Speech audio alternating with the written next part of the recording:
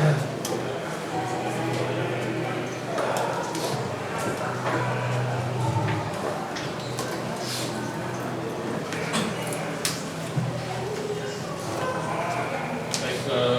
pagi rekan-rekan jurnalis. Selamat pagi Pak Endi, Direktur Eksekutif KPPOD.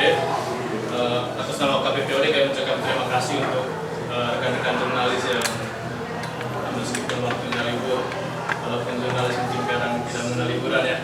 Terima kasih untuk kesediaan untuk menyediakan waktu untuk datang berdiskusi bersama dengan KPPOD terkait dengan refleksi otonomi daerah tahun 2019, dan kita coba melihat arah untuk perbaikan ke depan. Nah, untuk memulai diskusi kita pada pagi jelang siang ini, mungkin kita akan buka dulu dengan sepatah kata doa dari Pak Robert Endi selaku Direktur Eksekutif KPPOD. Kepada Pak Robert, kami silakan.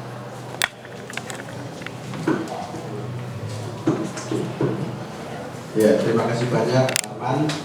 Assalamualaikum warahmatullahi wabarakatuh. Selamat pagi teman-teman sekalian. Selamat pagi semua. Ibu pagi ya, ibu dan saya. Mesti kita pagi begini ada di dalam studio bangga ya, KPD ya, makanya kita berada di sini. Terima kasih banyak. Sekaligus permintaan maaf mungkin ya karena mengambil waktu teman-teman ibu mestinya kegiatan sosial dan sebagainya. Nah, teman-teman sekalian, ini sebenarnya kalau konteks diskusi ini adalah rangkaian diskusi media yang selalu dilakukan oleh setiap 2 bulan sekali. Yang terakhir kemarin kalau ada yang datang juga soal Pemda yang sampaikan temuan kajian atas 340 masalah. Nah, kali ini kita coba angkat isu yang lebih beragam, beberapa isu sekaligus mengambil momentum di akhir tahun. Akhir tahun itu biasanya adalah waktu yang bagus untuk kita refleksi terhadap persoalan besar di tahun 2019. Dan kemudian kira-kira nanti setahun ke depan, 2 tahun ke depan, atau beberapa waktu ke depan itu akan seperti apa arah terkait dengan perjalanan otonomi daerah kita. Dan memang ini refleksi. Kenapa kemudian yang dipakai adalah tempat ini? Tadinya kita mau pakai yang ruang sebelah biasanya, tapi saya ingin lebih tenang dan mungkin nanti caranya itu bukan presentasi formal ya, kita lebih teman-teman itu ngajak ngobrol saja, kan menyiapkan materi tentu, tapi ini lebih dalam gitu ya, agar kemudian informasinya lebih komplit, analisisnya juga mungkin lebih ketemu gitu. Tapi juga karena ini diskusi, teman-teman media juga punya informasi, punya analisis dan sebagainya, itu perkembangan orang lembaga sebagainya, tapi butuh pandangan dari lapangan kemarin Pak Berkat, pandangan dari lapangan sendiri yang juga dari perlu kita dipotong kalau boleh silakan. Ya. Memang tempatnya lebih tapi bagus lah yang kita lebih duduk dan lebih dekat juga ya. Nah, refleksi otonomi ini mengangkat isu yang beragam, tetapi simpulnya satu, yaitu adalah yang disebut reformasi struktural. Ini terkait dengan perubahan dalam diri pemerintah, baik yang terkait dengan internalnya maupun ketika dia melayani publik, begitu, agar kemudian masyarakat, dunia usaha dan siapapun yang kegiatan tertentu, apakah kegiatan ekonomi, usaha dan sebagainya, itu paling tidak dihambat-hambat, tidak dipersulit. Syukur-syukur itu kemudian dipermudah, syukur-syukur kemudian dibantu, difasilitasi. Itu kira-kira intinya. Dan isu yang diangkat itu terkait dengan nanti ada teman-teman yang akan menyampaikan ada Grit, ada Ayuni, ada Dedi, ada Naomi yang nanti akan menyampaikan isu per isu. Ada 4 yang kita akan ajak berdiskusi. Omnibus Law, tapi tentu tidak semua isunya, itu adalah yang terkait dengan daerah. kita tahu bahwa hari ini Omnibus Law itu ada dua perkembangan terbaru, yaitu Omnibus Law yang terkait cipta lapangan kerja yang tadinya sebenarnya Omnibus Law perizinan, tapi tampaknya bertambah isunya jadilah 11 klaster isu digabung jadi Omnibus Law cipta lapangan kerja. Di luar itu ada Omnibus Law yang kedua, yaitu Omnibus Law perpajakan. Yang perpajakan ini ada 5 klaster isu nanti bisa teman-teman, tapi terkait dengan daerah adalah pajak daerah dan retribusi daerah gitu. Itu yang nanti kita akan sampaikan. Kemudian kedua adalah pemangkasan birokrasi. Ini penting untuk KPUD karena 79 atau kalau dibuatin 80% aparatur sipil negara kita itu adanya di daerah. Dari 4,2 itu 80%-nya itu ada di BUMD di daerah. Dan kalau mau untuk reformasi birokrasi ya di sana. Kemudian juga kualitas belanja daerah. Ini penting nanti Ayuni yang akan mengadakan diskusi soal ini karena ini momentum akhir tahun. Penyakit anggaran kita selama ini kalau dari sisi manajemen pengelolaannya itu selalu sama. Yaitu daya serap yang rendah dan jor-joran yang turun, kemudian proporsi alokasi yang lebih banyak untuk ongkos tukangnya, ongkos tukang maksudnya untuk birokrasi, untuk operasional ketimbang untuk apa namanya belanja publik, kemudian kualitas pelaporan dan sebagainya. Dan kemudian terakhir nanti ini isu yang juga penting buat kami juga langsung buat KPUD sebenarnya adalah mari silakan langsung ambil dari pimpinan rapat.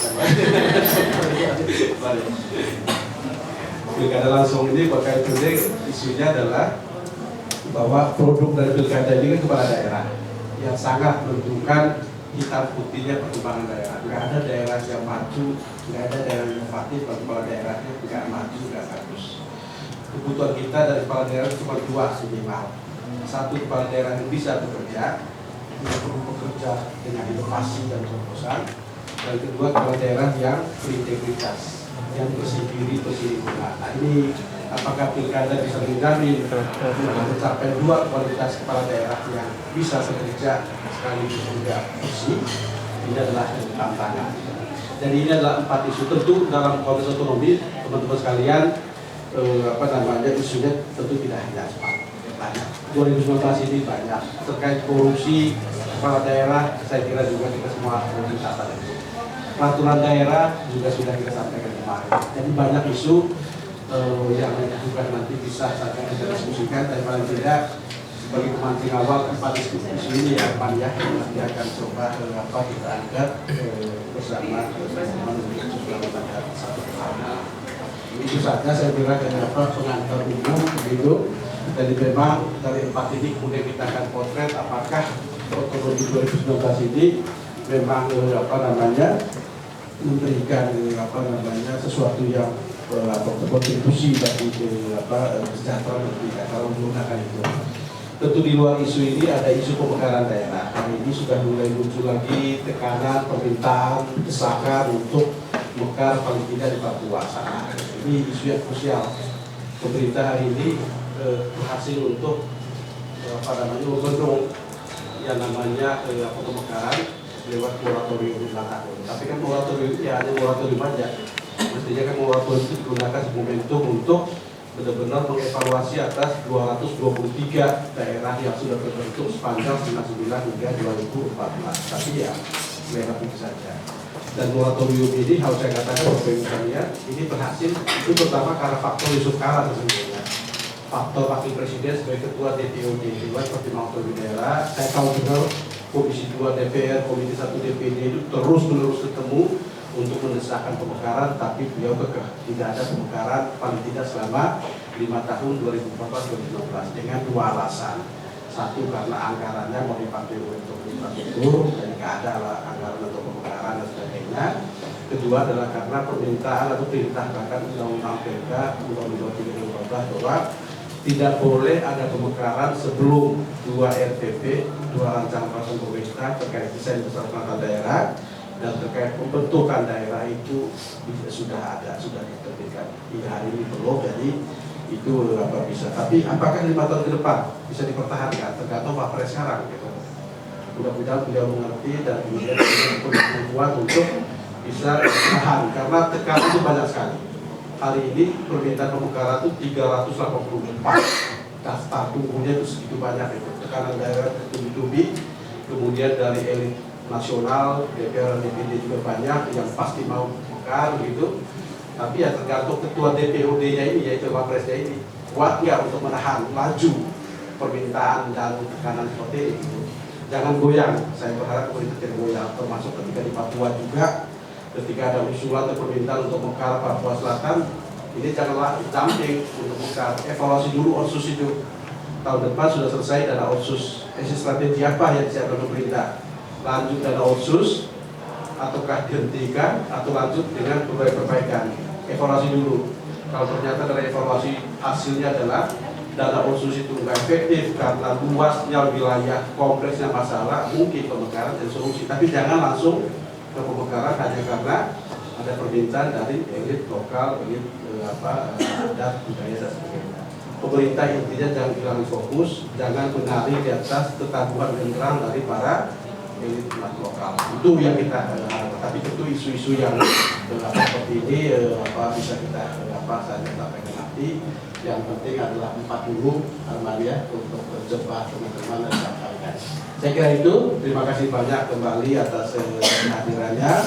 Dan kita dengar dulu mungkin 30 menit kalian ya, usahakan ya, biar banyak diskusi dan kemudian Baik, terima kasih Pak Robert. Seperti yang dijelaskan dalam pengantarnya Pak Robert bahwa hari ini kita coba merefleksikan beragam peristiwa, beragam kasus, beragam soal yang terjadi selama setahun terakhir, kayaknya dalam 7 tahun, dan dari beragam persoalan ini kita coba merumuskan arah perbaikan ke depan yang kita coba simpulkan dengan istilah reformasi struktural ya, regulasi yang cerdas, tata kelola yang unggul, dan daya saing Indonesia yang berdaya saing gitu. Dan seperti ya rekan-rekan jurnalis sudah sangat paham dengan 5 prioritas kerja Presiden Jokowi Ma'ruf gitu ya. 5 arah ini ada pembangunan SDM, pembangunan infrastruktur, kemudian reformasi birokrasi, kemudian reformasi regulasi, dan yang terakhir transformasi ekonomi. Dan KPPOD coba mencari beragam persoalan selama tahun 2019 ini dalam 5 prioritas kerja Jokowi ini, dan kebetulan dari 5 prioritas ini yang menjadi isu-isu yang selalu digeluti KPPOD itu cuma 2, yaitu penyederhanaan regulasi khususnya perizinan, dan ada selalu yang pemerintah sampaikan selama ini soal Omnibus Law, dan Omnibus Law di sini terkait dengan Omnibus Law Cipta Lapangan Kerja dan Perpajakan, dan yang kedua soal penyederhanaan birokrasi. Dan dari 2 prioritas ini yang kita pilih, kita coba melihat apa yang kita perlu perbaiki ke depan dalam beberapa persoalan yang untuk setahun terakhir, dan kita coba angkat 4 saja yang menurut kita coba refleksikan bersama dalam diskusi hari ini, dan kita juga sudah menawarkan arah perbaikan gitu. Ada Omnibus Law, Undang-Undang Sapu Jagat terkait dengan ketenagakerjaan dan perpajakan, kemudian ada yang terkait dengan daya serap APBD yang sangat rendah. Misalnya nanti teman-teman jurnalis bisa saksikan sendiri, ada beberapa daerah yang mungkin menunjukkan daya serapnya cukup rendah gitu ya. Daerahnya seperti apa nanti akan disampaikan. Kemudian hal-hal yang terkait selama ini sebulan terakhir evaluasi pilkada langsung, bagaimana tanggapan KPPOD terkait dengan wacana ini, dan berikutnya terkait dengan deeselonisasi sebagai produk turunan dari penyederhanaan birokrasi. Nah, seperti yang saya sampaikan Pak Robert tadi, saya beri kesempatan kepada teman-teman peneliti ini 30 menit ya untuk 4 isu ini ya, bisa? Oke, bisa. Oke, dan pertama kita mulai dengan penerapan Omnibus Law perizinan usaha. Dan untuk memantik isu ini kita beri kesempatan kepada Naomi Simanjuntak. Terima kasih Mas Alman. Teman-teman jurnalis, pembahasan pertama kita mungkin akan berangkat dari fokus pemerintah Jokowi selama beberapa tahun terakhir terkait dengan, kita tahu bahwa Presiden Jokowi sangat concern dengan investasi dan kemudahan berusaha seperti itu. Nah, kalau kita kita bicara tentang upaya-upaya yang dilakukan oleh pemerintah mungkin sudah cukup banyak gitu. Tetapi tahun 2019 ini apalagi sih yang baru yang dilakukan oleh pemerintah gitu. Itu mengarahkan kita pada penerapan Omnibus Law ini, khususnya untuk perizinan yang diramu dalam satu regulasi besar bernama RUU Cipta Lapangan Kerja, seperti itu. Tetapi kalau kita bicara tentang kemudahan berusaha, sebelumnya mungkin kita bisa melihat bagaimana sih sebenarnya iklim kemudahan berusaha di Indonesia. Kalau kita merujuk kepada peringkat Ease of Doing Business di Indonesia, tahun 2019 ini Indonesia masih berada di peringkat 73, di mana sebenarnya ini masih sangat jauh dari target pemerintah berada di peringkat ke-40 gitu. Dan ini tidak mengaburkan fakta bahwa ternyata terjadi penurunan peringkat yang tadinya kita pada tahun 2018 itu berada di peringkat 72. Artinya masih banyak hal yang harus kita benahi dari perizinan kita, seperti itu. Dan sebenarnya Kemenko Perekonomian juga melihat hal yang sama.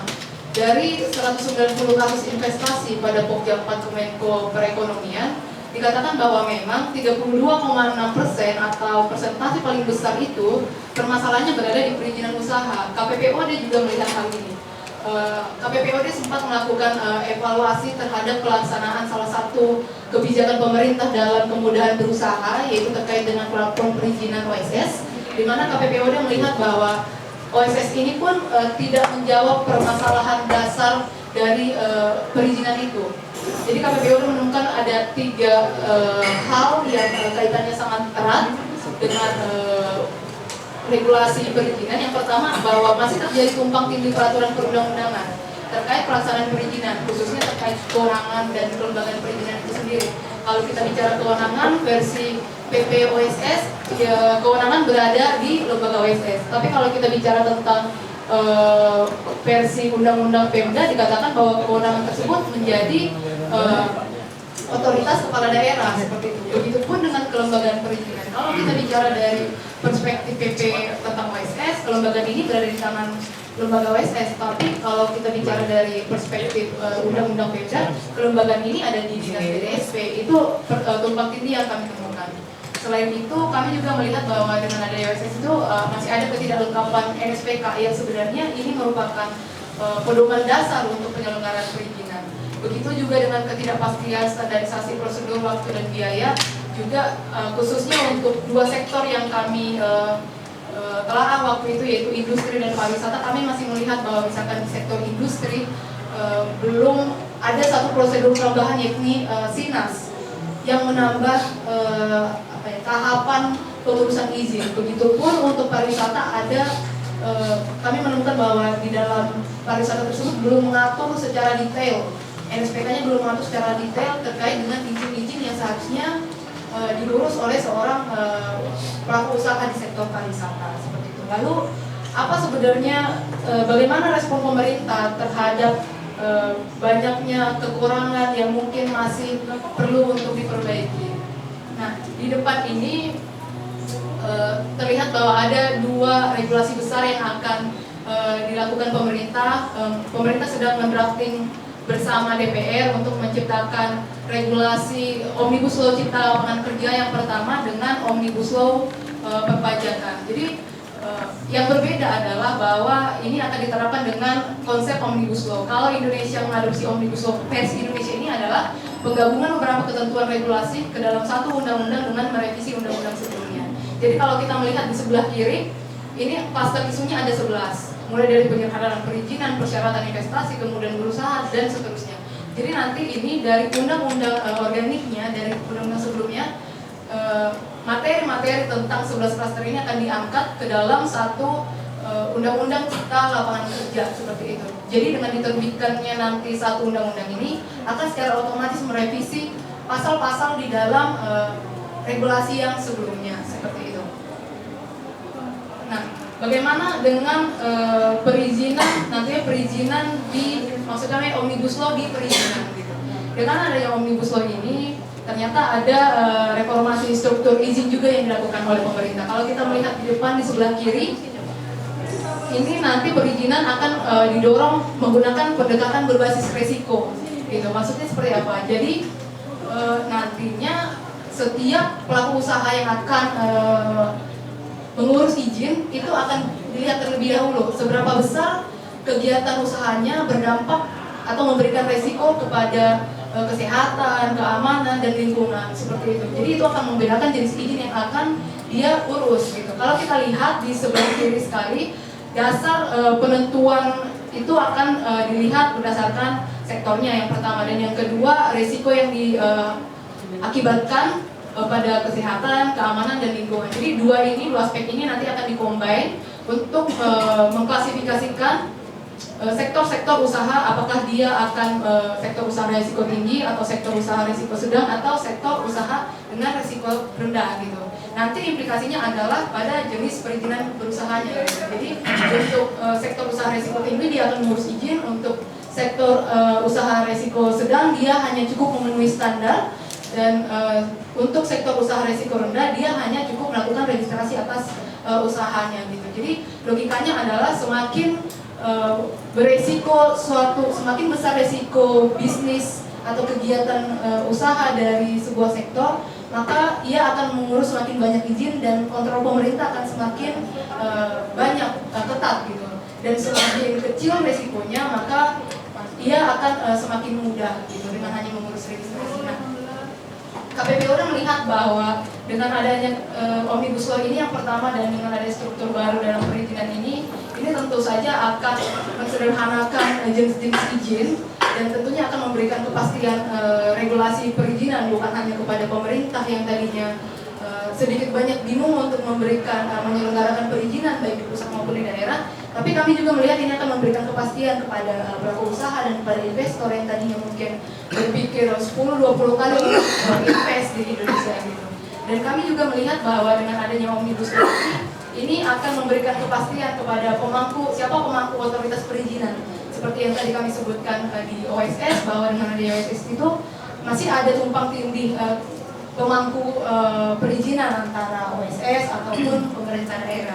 Nah, yang ketiga kami juga melihat bahwa dengan adanya Omnibus Law ini akan mempercepat standarisasi proses bisnis atau NSPK di kementerian. Selain itu, kami juga melihat bahwa Omnibus Law ini akan sangat mendukung terhadap integrasi sistem layanan OSS yang sebelumnya sudah diinisiasi oleh pemerintah. Selain itu, kita tidak bisa menafikan bahwa selama rezim perizinan ini masih sebelumnya, maksud kami masih sangat banyak konflik pengurusan izin atau konflik sektoral. Kalau kita bicara misalkan lingkungan dengan ATM, BPN itu masih banyak terjadi. Jadi dengan adanya Omnibus Law ini, satu regulasi ini akan menjadi pedoman untuk banyak sektor, sehingga kami melihat ini sebagai mekanisme resolusi konflik yang pasti gitu. Dan kami juga melihat bahwa dengan adanya struktur baru ini akan memberikan akses partisipasi kepada asosiasi profesi, karena lagi-lagi nanti yang akan mengawasi izin bukan hanya pemerintah saja, tetapi asosiasi profesi, misalkan konsultan seperti itu.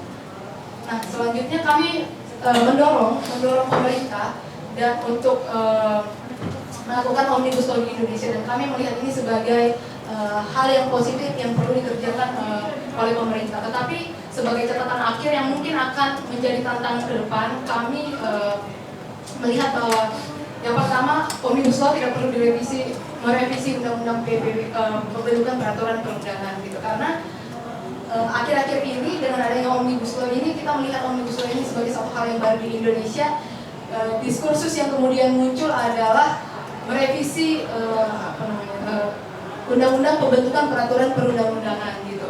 Padahal kalau kita lihat lebih lanjut, sebenarnya kan Omnibus Law ini merupakan teknik pembentukan sebuah undang-undang, bukan produk hukum yang harus kita masukkan ke dalam struktur hukum kita gitu. Karena kalau misalkan kita harus merevisi undang-undang pembentukan peraturan perundang-undangan dengan meletakkan ada undang-undang payung di atas dan di bawahnya ada undang-undang organik, banyak hal yang harus kita ubah gitu. Kita bicara tentang siapa yang akan nantinya membuat undang-undang tersebut, pembagiannya seperti apa, materinya, status kedudukan materinya antara undang-undang payung dengan undang-undang dengan di bawahnya itu akan seperti apa. Belum kalau kita bicara tentang pengujiannya nanti akan seperti apa gitu. Karena konstitusi kita sudah jelas membatasi bahwa MK itu hanya berwenang untuk menguji undang-undang kepada undang-undang dasar. Gitu. Jadi letak adanya undang-undang payung yang sering diterjemahkan sebagai omnibus law ini oleh sebagian orang ini akan membingungkan nantinya. Gitu. Jadi kami menyarankan bahwa adanya omnibus law ini tetap dilaksanakan sama seperti undang-undang organik lainnya. Dan yang kedua kami melihat bahwa dalam omnibus law ini khususnya perizinan perlu diterapkan proses sistem seperti itu. Maksudnya di dalam omnibus law tersebut di jenis izinnya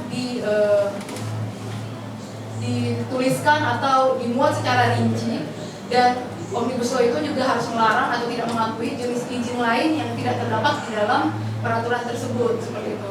Dan omnibus law juga harus melarang institusi berwenang untuk membuat persyaratan-persyaratan baru di luar omnibus law tersebut.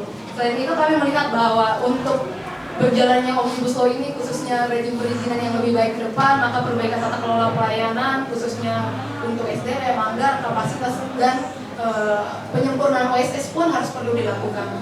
Selain itu untuk yang terakhir kami melihat bahwa omnibus law ini merupakan sebuah terobosan yang harus mengangkat partisipasi masyarakat dari bawah gitu, karena pada akhirnya penerapannya nanti itu akan menargetkan masyarakat dan pelaku usaha. Oleh karena itu kami melihat bahwa konsultasi publik dan dialog dengan publik itu harus dilakukan oleh pemerintah.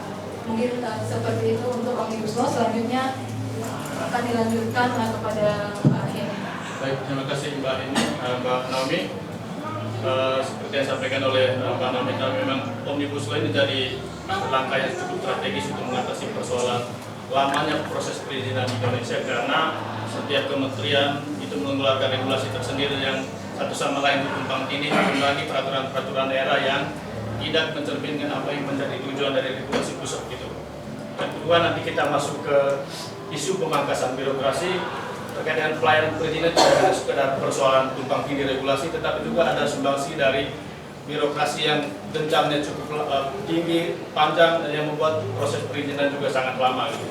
Untuk itu kita mulai dengan Mbak Heni, bagaimana tanggapan KPPOD terkait dengan langkah pemerintah pusat untuk melakukan eselonisasi khususnya eselon 3 dan eselon 4. Silakan Mbak Heni. Terima kasih Mas Arman. Saya harap teman-teman media untuk bisa terus dijaga semangatnya, karena kami nanti akan membahas 4 isu, berarti ini akan sedikit panjang diskusinya.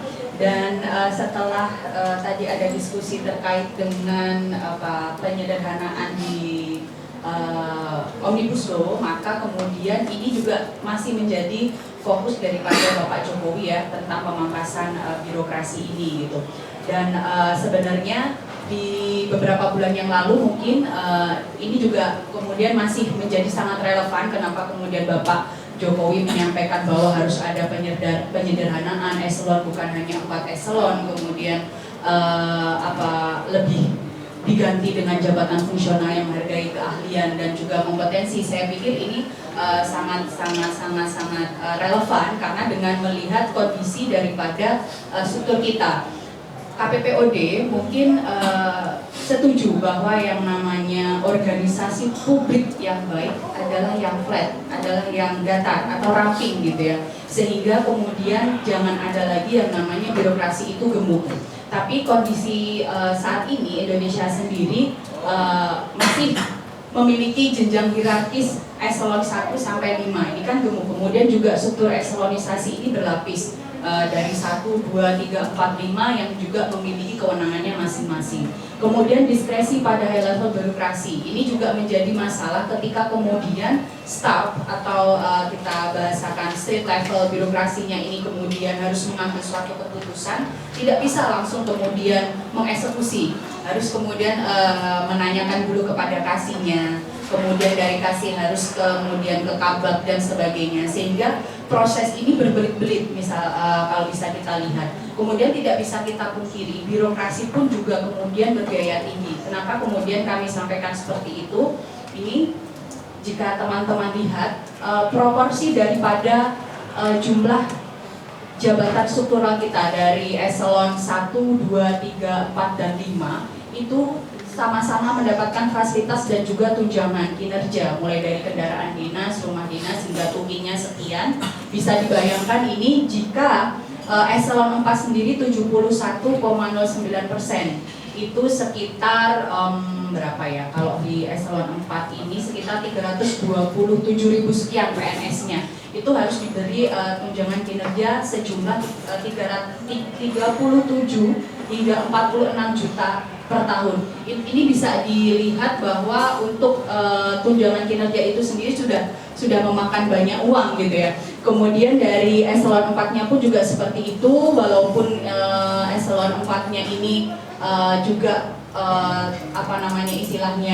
mendapatkan tunjangan kinerja juga mulai dari eselon 1, 2, 3, dan 4. Saya pikir ini kemudian juga menjadikan kenapa istilahnya birokrasi ini berbiaya tinggi gitu. Karena banyak sekali fasilitas dan tunjangan. Kemudian melihat daripada wacana dari Pak Jokowi, kemudian Kemenpan RB mengeluarkan surat edarannya tentang langkah strategis dan juga konkret penyederhanaan birokrasi.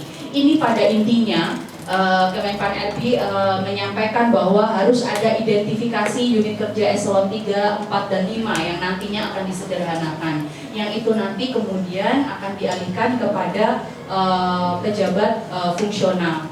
Kemudian pemetaan jabat fungsional mana juga untuk menampung nanti peralihan dari struktur eselon 3, 4, dan 5 pun juga akan dilihat. Kemudian bagaimana penyelarasan anggaran dan sebagainya itu pun juga akan dihitung. Kemudian juga pelaksanaan sosialisasi dan juga pemberian pemahaman terkait kebijakan penyederhanaan birokrasi ini juga penting. Karena kita melihat bahwa di daerah-daerah fungsi daripada eselon 3 dan 4 ini urgent sekali ya. Jadi kalau misal teman-teman media tahu bahwa di eselon 3 ini adalah kabak, kemudian kepala bagian, kemudian di eselon 4 ini adalah kasih, biasanya seperti itu. Dan biasanya di sini kita ambil misal kasusnya adalah di perizinan, kabak dan kasih ini yang memegang peran tertentu dan sangat kita ketika kemudian perizinan masuk, lokernya itu melewati kabak atau kasih ini. Bisa dibayangkan ketika nanti kemudian eselon 3 dan 4 ini dihilangkan, bagaimana? Seperti itu. Itu yang akan menjadi diskusi kita nanti kan.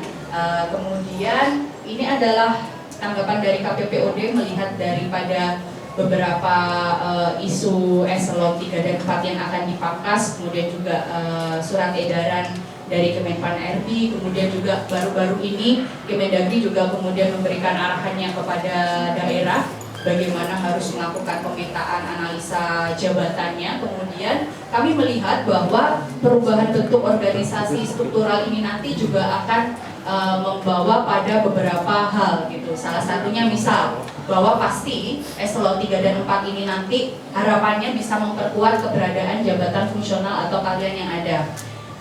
Jika teman-teman tahu, saya pikir juga mungkin beberapa sudah mengikuti bahwa jabatan fungsional di daerah misal ini ada 3. Ada peneliti, ada perencana, dan juga analis kebijakan. Yang ini semangatnya ini adalah evidence based. Jadi ketika kemudian dialihkan kepada fungsional, harapannya yang menempati itu nanti juga memiliki kompetensi yang baik, gitu kan. Jadi kami berharap nanti di diskusi kita nanti akan muncul bahasan bahwa bagaimana dengan peralihan jabatan struktural ke fungsional ketika kemudian jabatan struktural ini tidak mumpuni, bisa katakan seperti itu. Kemudian penghematan anggaran belanja negara untuk fasilitas pejabat eselon 3 dan 4, saya pikir ini nanti ketika ada pemangkasan itu akan berkurang, tetapi permasalahannya mau tidak gitu jabatan eselon 3 dan 4 ini kemudian tukinnya mendadak hilang atau mungkin berkurang seperti itu. Nah itu yang akan menjadi bukan permasalahan tetapi menjadi tantangan pemerintah untuk bisa memberikan mungkin semacam transformasi dari dulunya tukin apakah kemudian nanti diganti dengan yang lain. Kemudian kami melihat juga dengan adanya pemangkasan eselon 3 dan 4 ini mau tidak mau bukan hanya kelembagaan saja yang berubah, tetapi juga bisnis proses juga akan berubah. Kami ambil bisnis proses di pelayanan itu sendiri misalnya. Kemudian harapannya memang kemudian dengan adanya pemangkasan eselon 3 dan 4 ini prosedur penerbitan aturan menjadi lebih ringkas. Misalnya dalam proses pelayanan ini semakin cepat gitu. Kami pun juga berharap bahwa dengan adanya pemangkasan eselon 3 ini semakin ketat kompetisi antara ASN gitu ya, sehingga kemudian yang dulunya misal seorang kabak dengan background pendidikan adalah seorang perencana gitu ya, sehingga sudah ada perspektif bahwa nanti saya ketika jabatan fungsional berarti saya nanti adalah analisis perencana misalnya seperti itu. Jadi harapan kami banyak sekali ketika kemudian eselon 3 dan 4 ini kemudian dipangkas, kemudian dialihkan kepada fungsional, tetapi tidak mengurangi makna daripada fungsional itu sendiri, bahwa memiliki spirit daripada evidence base itu.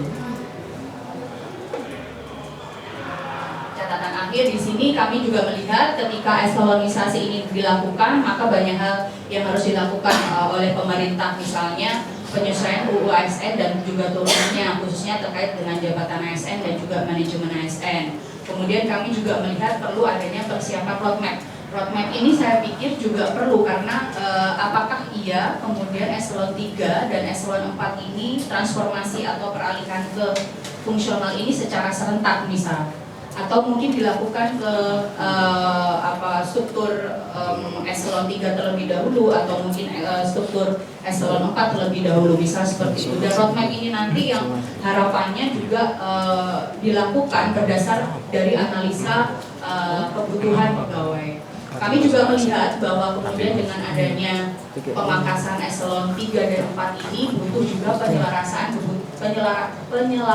kebutuhan anggaran terkait besaran penghasilan pada jabatan yang terdampak. Ini ketika kemudian jabatan eselon 3 dan 4 kemudian dialihkan kepada fungsional, apakah kemudian gajinya setara?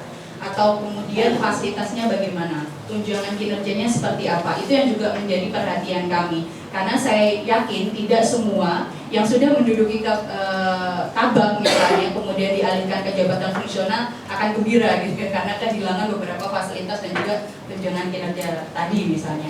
Kemudian jika kemudian kita berbicara yang di daerah ini juga perlu penguatan atau pengembangan kompetensi sumber daya ASN pada jabatan fungsional. Seperti yang saya sampaikan tadi, bahwa yang namanya jabatan fungsional ini spiritnya ini adalah evidence base gitu. Ketika kemudian jabatan struktural dialihkan ke sana, apakah ia bisa mengikuti gitu kan? Bagaimana dengan background pendidikannya dulu, kemudian bagaimana dengan kompetensinya, sehingga ini perlu pengembangan kompetensi.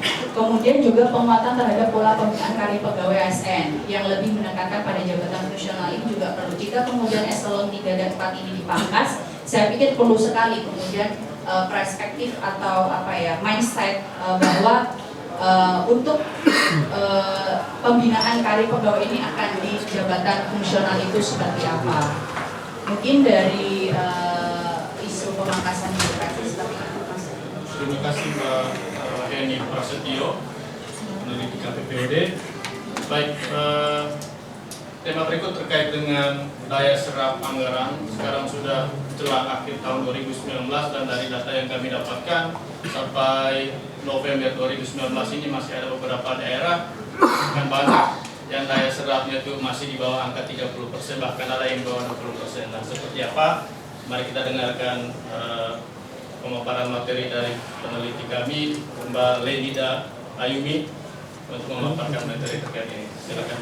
Terima kasih Bung Arman. Ini serem ya, saya lagi ada di film Joko Anwar ya. Baik, ini terkait dengan anggaran. Jadi tadi telah disampaikan juga oleh rekan-rekan kami terkait dengan regulasi, birokrasi. Nah, ini adalah pasangannya gitu ya. Yang birokrasi dan regulasi sendiri tidak bisa hidup gitu ya tanpa adanya anggaran. Dan memang benar kata Mas Arman sendiri bahwa ini momentumnya sangat pas ya. Ini di akhir tahun kita juga bisa melihat refleksi realisasi serapan belanja daerah pada akhir tahun 2019 itu seperti apa.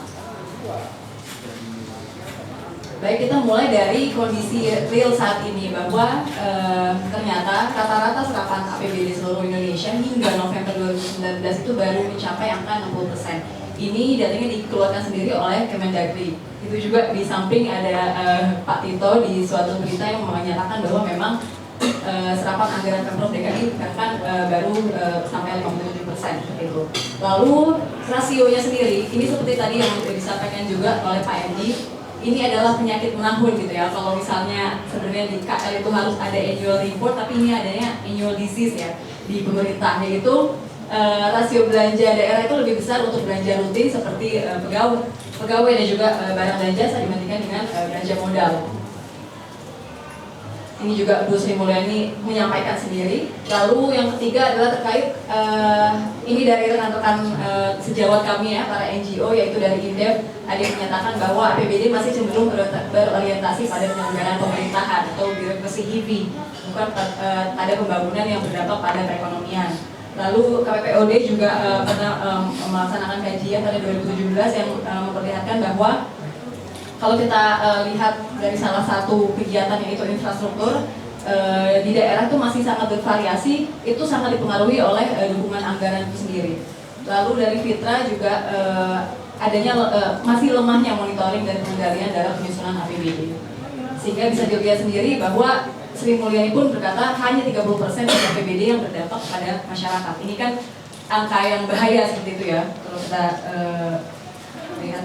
Nah ini terkait dengan tadi yang Mas Arman gembar-gembarkan terkait realisasi serapan APBD, kami mendapatkan data dari Tim Evaluasi dan Pengawasan Realisasi Anggaran (TEPRA) yang di dalamnya itu ada beberapa instansi ya, yaitu Kemenkeu, terus ada juga dari LKPP dan juga beberapa instansi lainnya, memperlihatkan bahwa untuk pemerintah provinsi di sebelah kiri atas itu ada beberapa daerah yang mungkin bisa menjadi catatan khusus ya, khususnya DKI Jakarta dan juga Aceh, itu serapan anggarannya masih di bawah 50%, bahkan itu angkanya adalah 40% dan juga 41%. Lalu di bawah terkait dengan pemerintah kabupaten kota, ini disclaimer, datanya ini adalah data non agregat, jadi ini imparsial, sehingga kami tidak bisa melihat tren atau pola kira-kira daerah mana saja sih yang paling rendah gitu. Sehingga ketika kami coba melihat, ada beberapa daerah, contohnya Kota Cirebon, Bau-Bau, Kupang, Jombang, dan Martapulu yang bahkan masih di bawah 60%. Ketika kita melihat Kota Cirebon sendiri bahkan 18,6%. Tapi mungkin juga ada daerah-daerah yang masih ada di rentang-rentang sekitar 20 hingga 40% karena data yang disagregat, sehingga kami kesulitan mencarinya dari beberapa ratus kabupaten tersebut. Lalu ketika kita melihat dari rasio belanjanya sendiri, seperti yang mungkin kita ketahui bersama, itu merupakan rahasia umum juga di tahun ini 2018, karena ini merupakan laporan dari Kementerian Keuangan. Untuk pemerintah provinsi itu bisa kita lihat legend ungu dan kuning itu adalah untuk belanja rutin ya, yaitu pegawai dan barang dan jasa, itu hampir 50% sendiri dari total anggaran 349. Lalu untuk pemerintah kabupaten kota tahun 2018 bahkan lebih parah, yaitu sampai di atas 60%, yaitu 40 tambah 24, yaitu 64% untuk belanja rutin saja. Ini merupakan apa ya, kondisi ideal kalau menurut kami ya, bahwa ternyata memang sudah diamanatkan oleh peraturan perundangan mulai dari UU 32 tahun 2004, UU 23 2014, dan yang terakhir itu adalah PP mengenai pengelolaan keuangan daerah yaitu 12 tahun 2019, bahwa memang APBD itu perlu dianggap sebagai salah satu instrumen fiskal untuk menstimulasi ekonomi.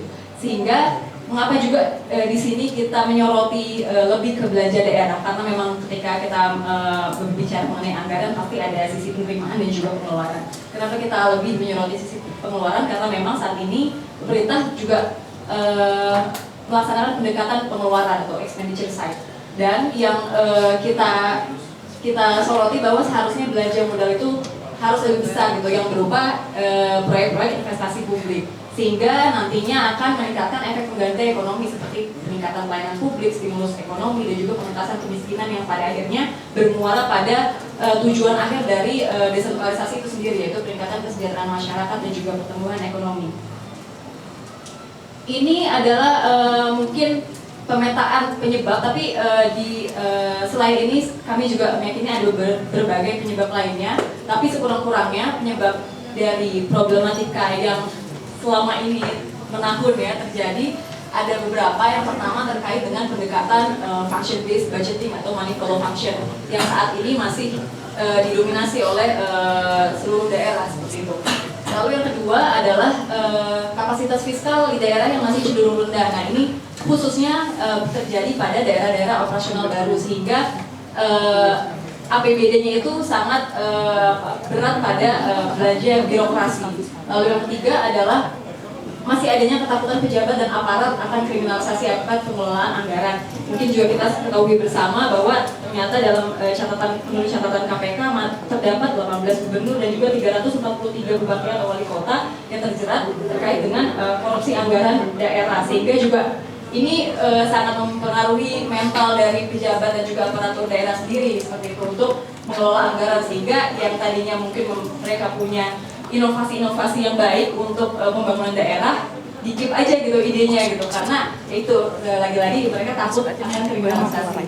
Yang keempat terkait dengan siklus dan kalender fiskal, ini menurut kami cukup determinan ya, faktor determinan terkait dengan penyebab serapan yang rendah, yaitu kalau misalnya kita lihat memang di kuartal 1 hingga 2 itu daerah sangat rendah menyerap anggaran. Tapi ketika kita ngomongin mengenai akhir tahun ya, di kuartal 4 mereka jor-joran mengadakan program-program besar, pertemuan besar seperti itu. Lalu yang terakhir terkait mekanisme kontrol anggaran sendiri. Nah, ini adalah implikasi-implikasi dari masing-masing penyebab, tapi yang paling utama kita harus ingat juga bahwa ini yang dikelola oleh pemerintah daerah adalah anggaran publik, anggaran kita bersama, sehingga ketika serapan dan juga kualitas anggaran rendah akan terjadi unsur kerugian publik, dan itu sangat merugikan sendiri ya bagi publik, bagi masyarakat, khususnya masyarakat daerah. Lalu ini kita memberikan beberapa catatan akhir terkait dengan problematika yang sudah terjadi beberapa tahun atau mungkin tahun ini. Yang pertama terkait dengan pendekatan sendiri, harus adanya mainstreaming money follow program atau program based budgeting. Dengan ini juga program atau target pembangunan dari pemerintah pusat dan pemerintah daerah itu bisa disinergisasikan. Dengan ini khususnya harus adanya optimalisasi koordinasi trilateral antara instansi perencana, instansi penganggar, dan juga instansi pelaksana atau OPD sektoral terkait. Lalu yang kedua adalah, ini mungkin yang paling penting, yaitu reformasi siklus anggaran. Ini kami melihat ada dua alternatif yang mungkin dapat dilakukan oleh pemerintah. Yang pertama adalah mekanisme lelang dini. Jadi setelah penetapan KUA PPAS, itu daerah itu boleh mengadakan lelang terlebih dahulu gitu. Tapi khususnya memang untuk administrasi lelangnya saja, karena terkait dengan pengesahan dan juga penetapan itu akan ditetapkan ketika sudah perda APBD jadi. Lalu yang kedua itu adalah terkait dilakukannya tahun fiskal yang berbeda antara pusat dan daerah. Kami merekomendasikan bahwa untuk tahun pusat itu dimulai bulan Januari hingga Desember, dan daerah itu dimulai bulan April hingga Maret tahun kedepannya, karena kita juga tidak bisa menyalahkan ini sepenuhnya ke pemerintah daerah. Ketika kita mengatakan mengenai APBN, bahwa memang penerimaan daerah kan yang paling banyak itu masih dari dana perimbangan seperti itu. Administrasi dana perimbangan saja sangat memakan waktu, bahkan didistribusikan ke daerahnya itu April, biasanya April, sehingga daerahnya pun itu sendiri kan di kuartal 1 awal tahun itu kan ya sebenarnya nggak ya secara umum nggak ngapain gitu. Yang digunakan adalah silpa dari tahun sebelumnya. Jadi mungkin strategi tahun fiskal yang berbeda dapat juga mereduksi gap siklus anggaran yang cukup besar di pemerintah pusat dan juga daerah itu sendiri. Lalu terkait dengan kapasitas fiskal daerah yang masih rendah, ini perlu dioptimalisasi mekanisme blended financing yang juga sudah digembor-gemborkan oleh pemerintah pusat. Dan sebenarnya kalau ketika kita membicarakan mengenai kerangka regulasi, sudah banyak yang dikeluarkan oleh pemerintah, misalnya yang KPBU dari Bappenas, lalu juga terkait dengan yang baru adalah PP 28 tahun 2018 terkait kerjasama daerah, dan juga ada PP terkait swakelola. Itu bisa menjadi mekanisme alternatif dan inovatif untuk pembiayaan daerah itu sendiri. Lalu terkait dengan budgetary control, perlu adanya transisi menuju mekanisme ada yang namanya managerial accountability. Ini sudah dijalankan oleh negara-negara maju seperti Uni Eropa dan juga Amerika Serikat. Yang intinya adalah dia melihat dua kinerja, yaitu berbasis administrasi dan tata kelola, sehingga pengawasan anggaran itu lebih pada output based control. Jadi menurut kami catatan-catatan akhir ini perlu juga dilihat oleh pemerintah, karena ini juga menjadi kerugian kita bersama ketika kita melihat anggaran yang serapannya rendah dan juga pada akhirnya menjadikan kualitas pembangunan di daerah itu rendah seperti itu. Mungkin itu dari saudara, saya kembalikan ke Bung Arman. Baik, terima kasih Mbak Leni Dahayumi. Baik, ketika DKI Jakarta dan Aceh daerah itu di bawah 50%, bahkan 40% untuk DKI, kita membayangkan betapa begitu besar kerugian publik yang kita terima ya, karena ini terkait dengan hak publik untuk mendapatkan atau menikmati pembangunan gitu. Baik, kita ke tema terakhir terkait dengan evaluasi pilkada langsung. Ini tema yang sangat hangat dalam 1-2 bulan terakhir di bawah komando Kemendagri, di mana Pak Tito di mana-mana selalu menyatakan bahwa evaluasi pilkada langsung ini harus dievaluasi. Nah, bagaimana tanggapan KPPOD?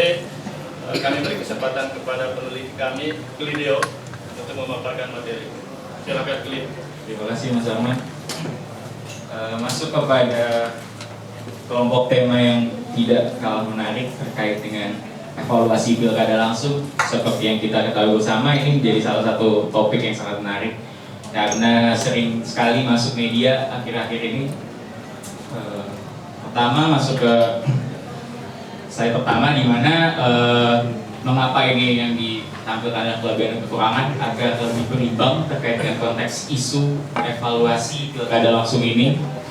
Bagaimana tidak dapat dipungkiri bahwa sebuah pilkada langsung itu memiliki kelebihan yang paling esensial adalah di mana melahirkan pemimpin-pemimpin yang inovatif.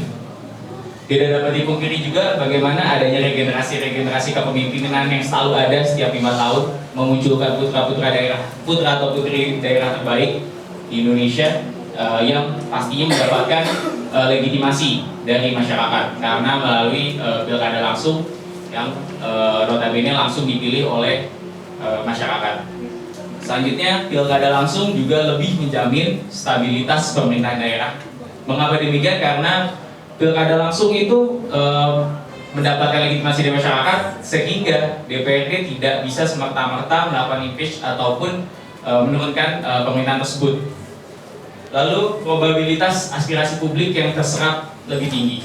Mengapa demikian? Karena calon kepala daerah pasti melewati masa kampanye yang sangat panjang, bertemu dengan masyarakat dari satu tempat ke tempat lain, lalu berinteraksi dengan masyarakat, pasti ia kurang lebih mendapatkan sebuah masukan dari masyarakat sehingga dapatkan aspirasi publik yang nantinya akan dibawa oleh sang calon kepala daerah tersebut.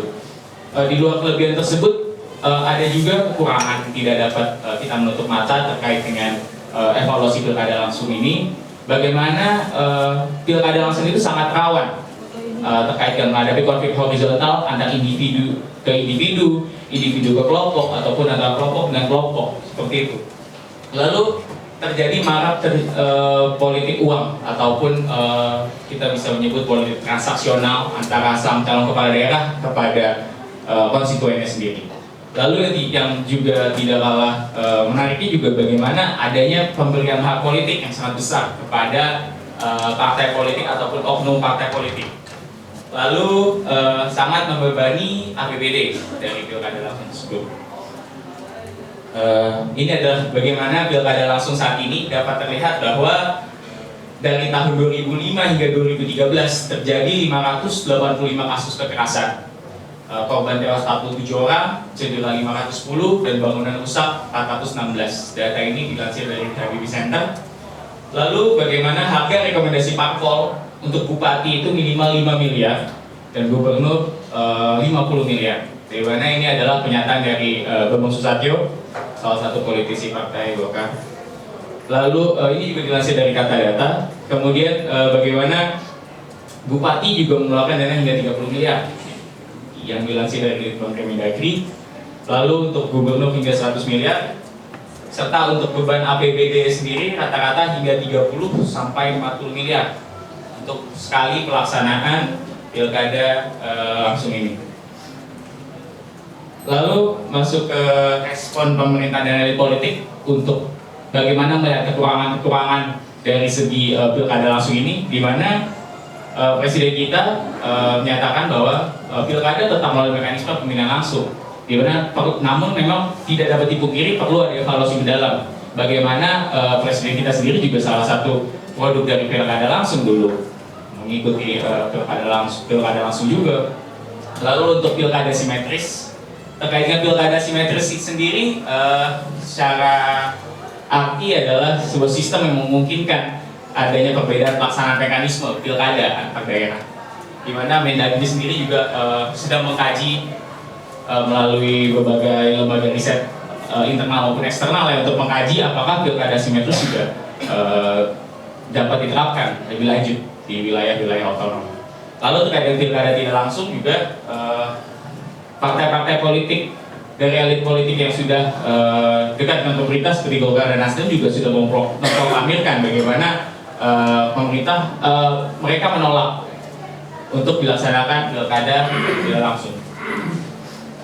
Lalu terkait dengan temuan kami KPPOD juga kita melihat bagaimana penyebab konflik horizontal yang sering sekali terjadi. Yang pertama adalah bagaimana sosial budaya, winner takes all ataupun preferensi individu berdiri di atas sebuah basis sosial. Lalu aktor politik, di mana tidak terlalu adanya kematangan berpolitik di antara para politisi yang mengikuti kontestasi politik ini. Bagaimana mereka tidak siap menerima kekalahan sehingga bisa saja memobilisasi masyarakat untuk dapat mendukung dia, namun juga bisa menyebabkan konflik horizontal di antara individu ke individu ataupun kelompok ke kelompok. Lalu pengetahuan atau pemahaman penyelenggaraan dan publik, pengetahuan dan pemahaman terhadap regulasinya juga masih sangat rendah. Bagaimana terkait dengan kampanye SARA yang juga sangat dijadikan sebagai jualan politisi dalam kampanye. Bagaimana SARA itu selalu menjadi sebuah isu seksi yang bisa dibawa oleh calon kepala daerah, politisi-politisi ini untuk bisa menjatuhkan lawan politiknya. Kemudian dari temuan KPPOD lain, bagaimana penyebab mahalnya biaya politik dalam pilkada langsung ini dapat dibagi menjadi dua. Bagaimana adanya biaya resmi dan juga biaya tidak resmi ataupun biaya politik informal yang dapat dikatakan. Bagaimana dari segi biaya resmi, durasi masa kampanye juga panjang, di mana menyebabkan semakin besarnya biaya kampanye yang dikeluarkan oleh kontestan pilkada langsung, di mana mereka harus berpindah dari satu tempat ke tempat lain. Bagaimana biaya logistiknya, bagaimana mereka harus menemui masyarakat, itu pasti sangat membutuhkan dana yang sangat besar, di mana itu juga sangat berpengaruh pada kebutuhan logistiknya, karena alat peraga, lalu untuk mobilisasi dirinya, mobilisasi masyarakat, buat panggung segala macam itu sangat besar pasti. Bagaimana mahalnya biaya saksi? Mahalnya biaya saksi di TPS untuk menjaga TPS ini juga cukup besar. Lalu beban APBD seperti yang tadi telah disinggung, beban APBD itu bisa mencapai 30 miliar setiap 5 tahunnya. Lalu untuk biaya tidak resmi, bagaimana pemberian mahar kepada oknum partai politik ataupun oligarki di partai politik, memberikan uang kepada partai untuk dapat mendukung pencalonan pilkadanya. Tidak dapat ditutup mata bagaimana mereka pasti atau bisa dikatakan sangat besar pengaruhnya, karena partai politik masih sangat dipegang oleh elit partai ataupun oligarki yang sangat banyak pasti di dalam, karena dalam partai politik itu elit partai, oligarki, pasti mereka masih sangat memegang peranan penting di partai politik. Lalu politik uang dengan membeli suara konstituen. Bagaimana calon kepala daerah melakukan sebuah politik transaksional kepada masyarakat untuk dapat mendukung dirinya dalam pemilihan kepala daerah. Lalu terkait dengan hal ini kami beranggapan bahwa tetap mendukung pilkada langsung, bagaimana amanat undang-undang pada pasal 18 ayat 4 Undang-Undang Dasar Negara Republik Indonesia yang menyatakan bahwa kedaulatan rakyat serta demokrasi dari rakyat oleh rakyat dan untuk rakyat. Lalu bagaimana kami beranggapan bahwa daerah otonom harus melaksanakan pilkada langsung, tidak bisa asimetris, tidak bisa tidak langsung. Mengapa demikian? Karena ya kita kembali lagi ke pasal 18 ayat 4, karena itu harus selalu dipegang karena dia adalah undang-undang dasar dan tidak dapat dirubah. Lalu terkait dengan sistem kepartaian yang tidak mendukung anti korupsi. Mengapa demikian? Dalam internal partai politik sendiri, praktik jual beli, lalu praktik transaksional, praktik mahar politik masih sangat besar yang terjadi. Dan itu menjadi pijakan bagi partai politik untuk dapat memperoleh keuntungan dari sebuah pilkada. Lalu terkait dengan pilkada langsung yang memang sengaja dibuat mahal, apakah pilkada langsung mahal ataupun memang sengaja? Tapi kami melihat bahwa pilkada langsung itu adalah sebuah kesengajaan yang dibuat mahal, dimana dengan adanya mahal politik transaksional itu tidak dapat dipungkiri dapat membuat sebuah pilkada langsung sangat mahal. Lalu untuk catatan akhir ataupun sebuah respon juga dari kami, bagaimana regulasi calon perorangan itu harusnya dipermudah. Mengapa demikian? Sehingga sebuah putra-putri daerah bisa mengikuti sebuah kontestasi pilkada tanpa harus melalui mekanisme partai politik sebagai sebuah kendaraan politik. Jika mereka secara regulasi dapat dipermudah, tidak dapat menutup kemungkinan bahwa akan muncul sebuah calon perorangan dari non-partai yang dapat bisa tampil dalam kontestasi. Lalu negara memberikan bantuan syarat kepada partai politik. Mengapa demikian? Mungkin ini akan sedikit membebani dari segi APBN karena negara harus mengeluarkan uang untuk partai politik lebih lagi. Tapi kami memiliki tanggapan bahwa dengan menerapkan hal ini, negara memiliki legitimasi untuk dapat mengatur partai politik hingga mengintervensi partai untuk dapat menerapkan sistem merit dalam pencalonan kepala daerah. Dengan begitu, jika merit sistem bisa tercapai dalam sebuah internal partai politik, maka kami yakin sekali kalau jika hal tersebut terjadi, maka tidak akan adanya mahal politik. Mereka tetap bersama-sama ingin membangun Indonesia karena mereka masih memikirkan untuk melakukan merit system. Lalu desentralisasi pencalonan. Mengapa hal ini menjadi esensial? Jadi calon kepala daerah bisa hanya mendapatkan persetujuan pencalonannya melalui promosi ataupun partai melalui persetujuan DPC. Tidak perlu panjang-panjang elit politik melalui DPP ataupun di pusat. Lalu DPC saja bisa cukup. Atau apakah ini akan mengubah korupsi dari pusat lalu ke daerah? Ya ini sangat patut dicoba karena sebuah terobosan ini besar dampaknya. Apakah itu bisa terjadi? Tapi jika memang ini semua berkesinambungan satu sama lain, jika yang kedua bisa dicapai, saya yakin yang tiga yang terkait dengan desentralisasi pencalonan juga sangat bisa dicapai. Lalu untuk yang terakhir adalah pemilihan pendahuluan dalam internal partai politik. Bagaimana dalam partai politik sendiri juga harus ada kompetisi di internal. Jika kalau kita lihat dari Partai Republik ataupun Demokrat di Amerika, mereka pasti akan melakukan pemilihan pendahuluan di dalam sebuah internal partai politik untuk dapat mempromosikan ataupun menjaring calon yang akan siap di dalam sebuah pemilihan yang lebih lanjut yang akan diserahkan kepada masyarakat, apakah dia memilih ataupun tidak. Terima kasih. Terima kasih Mas Glidio Afari. Itu beberapa itu 4 isu yang kami coba tawarkan dan kita refleksikan, dan kita juga tawarkan arah perbaikan ke depan, dan kami simpulkan dalam 2 kata tadi, kita perlu melakukan reformasi struktural karena tanggapan, kemudian catatan dan arah perbaikan yang ditawarkan KPPOD coba menyentuh dimensi struktural terkait dengan kelembagaan, terkait dengan regulasi dari keempat isu tadi. Nah, berikutnya kita masih punya waktu 55 menit ke depan untuk kita bisa berdiskusi. Kita berlangsung cair saja, rekan-rekan jurnalis bisa langsung menanyakan ke siapa, ke Mbak Naomi Simanjuntak, ke Henny Prasetyo, ke Lenida Ayumi atau ke Glidio Afari, ataupun ke Pak Robert Endi terkait dengan tanggapan atau rekomendasi KPPOD terkait dengan 4 isu tadi. Silakan rekan-rekan. Oke, silakan, mungkin bisa menyebut nama dan dari media mana. Oke. Kita satu pertanyaan langsung dijawab kali ya. Terima kasih, saya sebenarnya dari Pamungkas. Pertama mau Mas Glidio, kalau tadi kan disebutkan bahwa negara nih dalam hal ini harus hadir gitu ya untuk membiayai partai politik gitu. Nah, kemarin KPK juga sempat melakukan kajian gitu, dinaikkan ya harga per suara jadi 2.500 yang tadinya 1.000 rupiah per suara. Nah, tapi kalau berbicara lagi kepada partai politik lainnya, ada yang mendukung, ada yang tidak gitu. Contohnya Nasdem ini masih melihat bahwa kalau misalnya dinaikkan pun ini belum menjawab solusi, belum menjawab permasalahan yang ada gitu. Nah, ini kan sebenarnya jangka panjang juga kalau bicara negara yang membiayai nantinya. Jadi juga kan harus ada, negara juga punya prioritas lain, dan apakah nanti sepenuhnya bergantung pada APBN negara atau enggak sistem ini nanti dibagi dua atau gimana. Nah, tapi kan ini pilkada ini sebentar lagi gitu. Nah, untuk menjamin bahwa pilkada 2020 ini bebas dari korupsi, itu gimana caranya? Dan artinya apakah dimungkinkan juga pilkada yang bukan tidak langsung tapi tertutup gitu. Dengan misalnya masyarakat ini memilih partai-partai politiknya, sedangkan nanti partai politik sendiri yang menentukan siapa. Tapi ini gimana tanggapannya? Baik itu seperti apa? Itu pertanyaan dari Kompas ya. Kemudian kalau ada lagi. ya, kalau untuk Mbak Naomi tadi kan sih bicara omnibus law dan penyederhanaan dari regulasi sendiri gitu agar tidak tumpang tindih dan segala macam. Tapi kalau kita lihat lagi untuk jangka depannya bahwa KPK ini kan sekarang dilemahkan gitu dalam pemberantasan korupsinya. Nah, apakah dengan omnibus law ini dapat menjamin para investor yang berintegritas masuk ke Indonesia?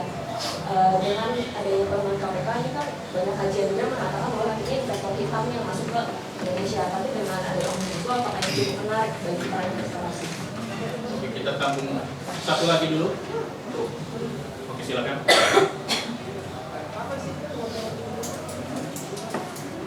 Assalamualaikum warahmatullahi wabarakatuh. Nama saya Bayu dari Jawa Pos.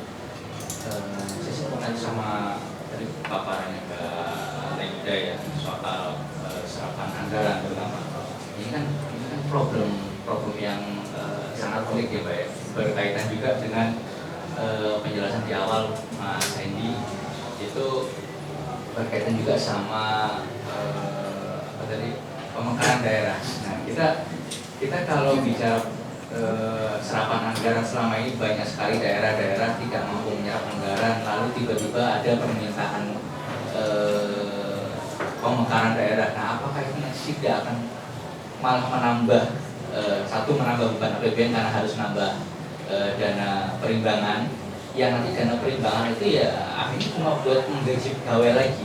Ini kan, nah ini bagaimana yang ingin saya pertanyakan, bagaimana kita bisa membuat satu formulasi agar kalau memang harus ada pemekaran daerah itu tidak akan lagi terjadi yang namanya serapan rendah di mana DAK, DAU itu hanya untuk belanja pegawai, sehingga pemekaran daerah itu ya ada manfaatnya gitu loh untuk masyarakat yang dimekarkan, bukan untuk segelintir pegawai baru yang menjadi bagian dari ASN di daerah baru itu sih yang ingin saya pertanyakan. Terima kasih. Terima kasih.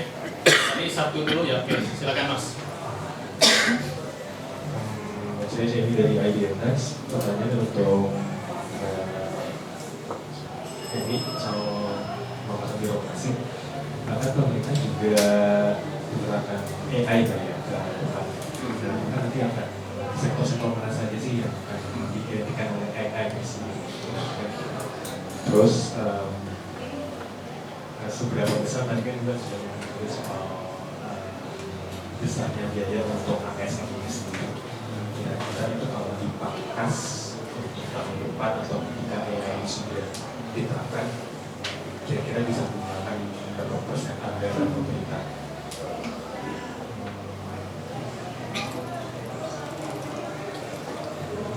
Baik, terima kasih rekan-rekan. Kita mulai dari pertanyaan pertama. Silakan Mas Lid.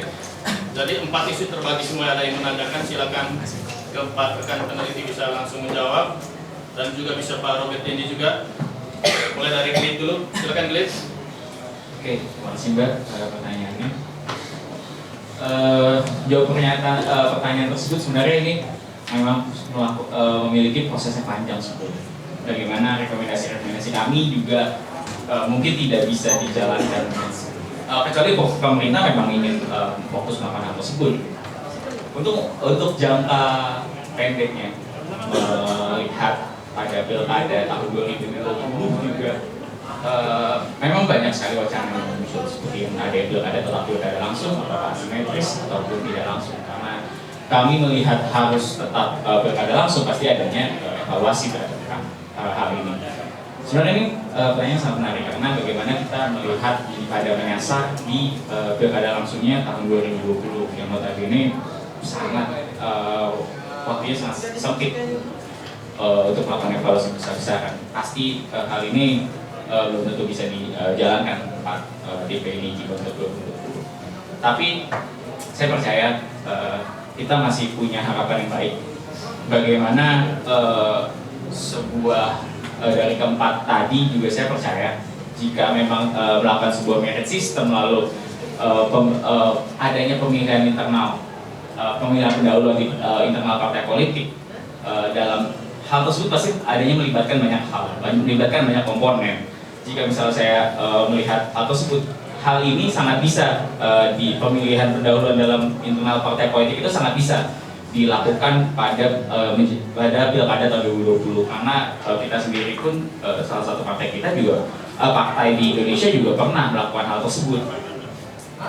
Tapi memang apakah sudah terbuka ataupun belum, tapi memang belum terlalu terlihat jelas gitu. Cuman itu menurut saya, karena pemilihan pendahuluan itu jika memang dilakukan pasti sebuah partai politik akan mendapatkan sebuah masyarakat akan adanya framing. Bagaimana framing tersebut melihat bahwa setidaknya partai yang sudah melakukan pemilihan pendahuluan dalam internal partai politiknya sendiri tanpa harus disuruh pemerintah, tanpa harus diintervensi, mereka setidaknya sudah melakukan sistem merit seperti itu. Bagaimana orang-orang terbaik, putra-putri terbaik dari partai tersebut, ataukah dia dari daerah itu ataupun berasal dari daerah lain, tetapi jika memang sudah melakukan tersebut pasti adanya framing. Bagaimana framing tersebut juga mereka pasti akan mendapatkan sebuah atensi dari masyarakat karena sebuah partai tersebut sudah melakukan pemilihan pendahuluan dari segi internal partai politik. Ya jika memang sudah dilakukan, hal tersebut akan menjadi menarik. Memang itu adalah salah satu reformasi dari segi partai politik yang jika memang dilakukan akan sangat baik. Seperti itu memang tidak dapat dipungkiri dari empat respon kami, 4 catatan akhir kami memang semuanya bisa dilakukan secara kesinambungan. Tetapi memang untuk 2020 ini memang waktu sangat sempit, apalagi terkait dengan penciptaan regulasi ataupun lainnya. Tapi saya yakin sekali jika reformasi itu dilakukan oleh partai politik sendiri, bagaimana melibatkan banyak sektor seperti sektor masyarakat sipil, sektor NGO, sektor lembaga lain internal ataupun eksternal, saya yakin akan sangat baik bagi politik di Indonesia ke depannya. Seperti itu sih. Terus Mas Klit, langsung saja ke Mbak Ayumi terkait dengan APBD tadi dan implikasi dari pemekaran gitu ya. Baik, ini memang persis ya tadi yang juga sempat disampaikan oleh Pak Endi dan juga kita semua bahwa memang evaluasi moratorium pemekaran ini perlu dilakukan secara komprehensif gitu ya Mas ya, karena benar sekali bahwa memang adanya daerah baru juga berkonsekuensi logis bagi adanya dana-dana dari APBN yang juga dikeluarkan atau dianggarkan oleh pemerintah, dan itu juga tidak sedikit seperti itu.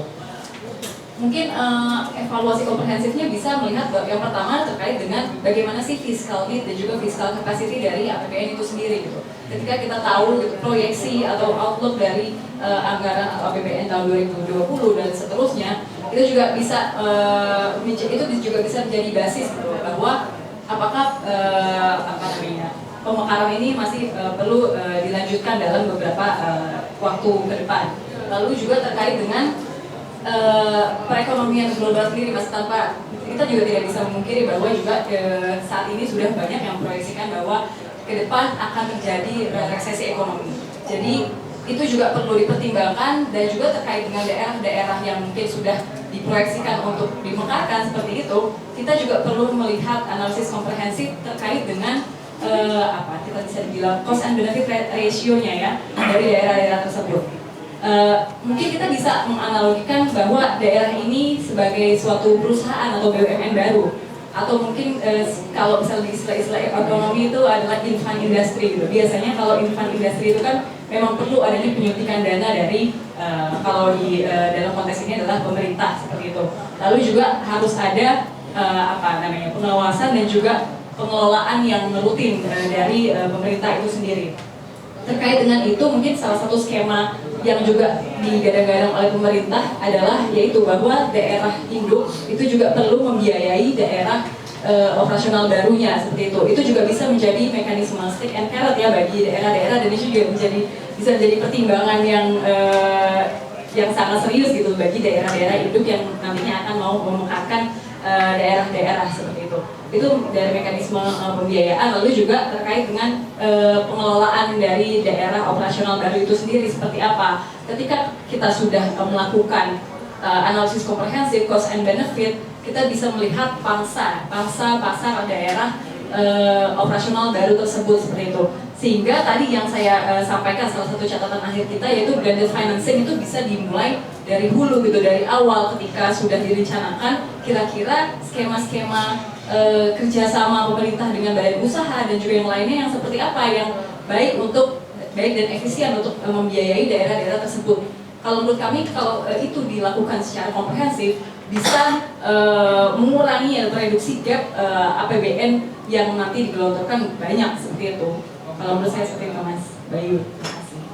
Terima kasih Mbak Yumi. Kita lanjut ke Pak Heni terkait dengan reformasi birokrasi. Iya, kepada Mas Semi, ya Mas Semi.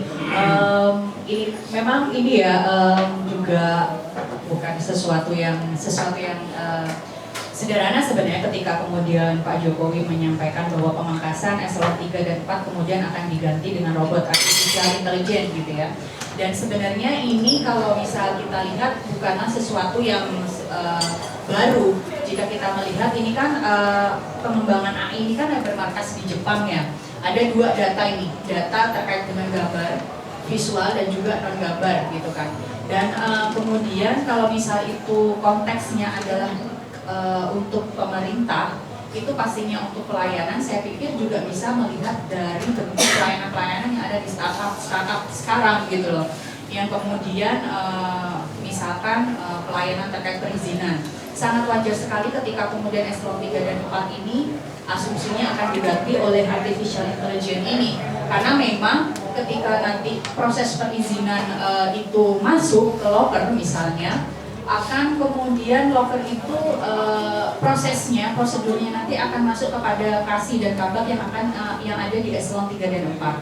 Dan ini bisa saja kemudian dengan artificial intelligence ini kemudian bisa langsung terkodekan. Oh ternyata untuk proses perizinan IMB kami membutuhkan apa saja ABCDE. Proses dokumen-dokumen yang dibutuhkan kemudian harus diunggah kemana ini kan dalam bentuk gambar dan juga data-data dokumen. Saya pikir sangat relevan apa yang dipikirkan oleh Pak Jokowi karena ini ternyata bukan hanya wacana saja, di negara lain pun juga ada. Dan ini kan model artificial intelligence ini kan ada di Jepang ya, salah satunya markas pengembangan AI ini. Jadi saya pikir ini sangat relevan sekali ketika Pak Jokowi melihat bahwa kita dengan teknologi kita bisa kemudian mempercepat proses itu, bukan hanya mempercepat tetapi juga meminimalisir SDM yang ada di sana.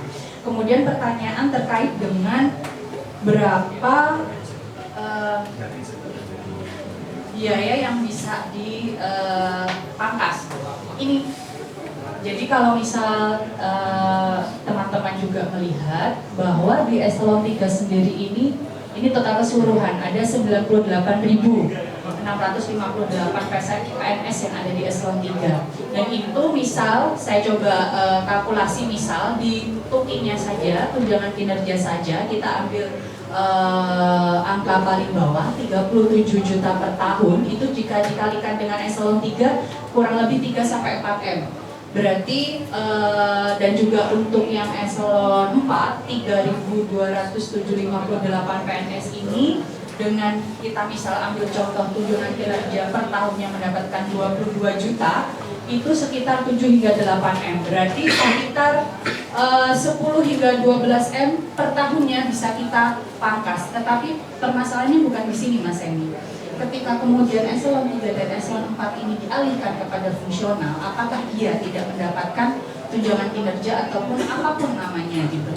Walaupun sebenarnya saya sebagai kabak mungkin saya mau, tetapi bagaimana dengan teman saya gitu yang eselon 3 yang awalnya menduduki jabatan, yang kemudian istilahnya harus separuh saya dulu sebelum kemudian kepala dinas mengambil keputusan ya kan.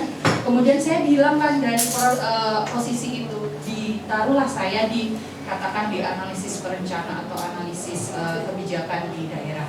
kemudian ini konteksnya misal di daerah, apakah kemudian saya harus tidak mendapatkan tunjangan kinerja saya, fasilitas saya bagaimana?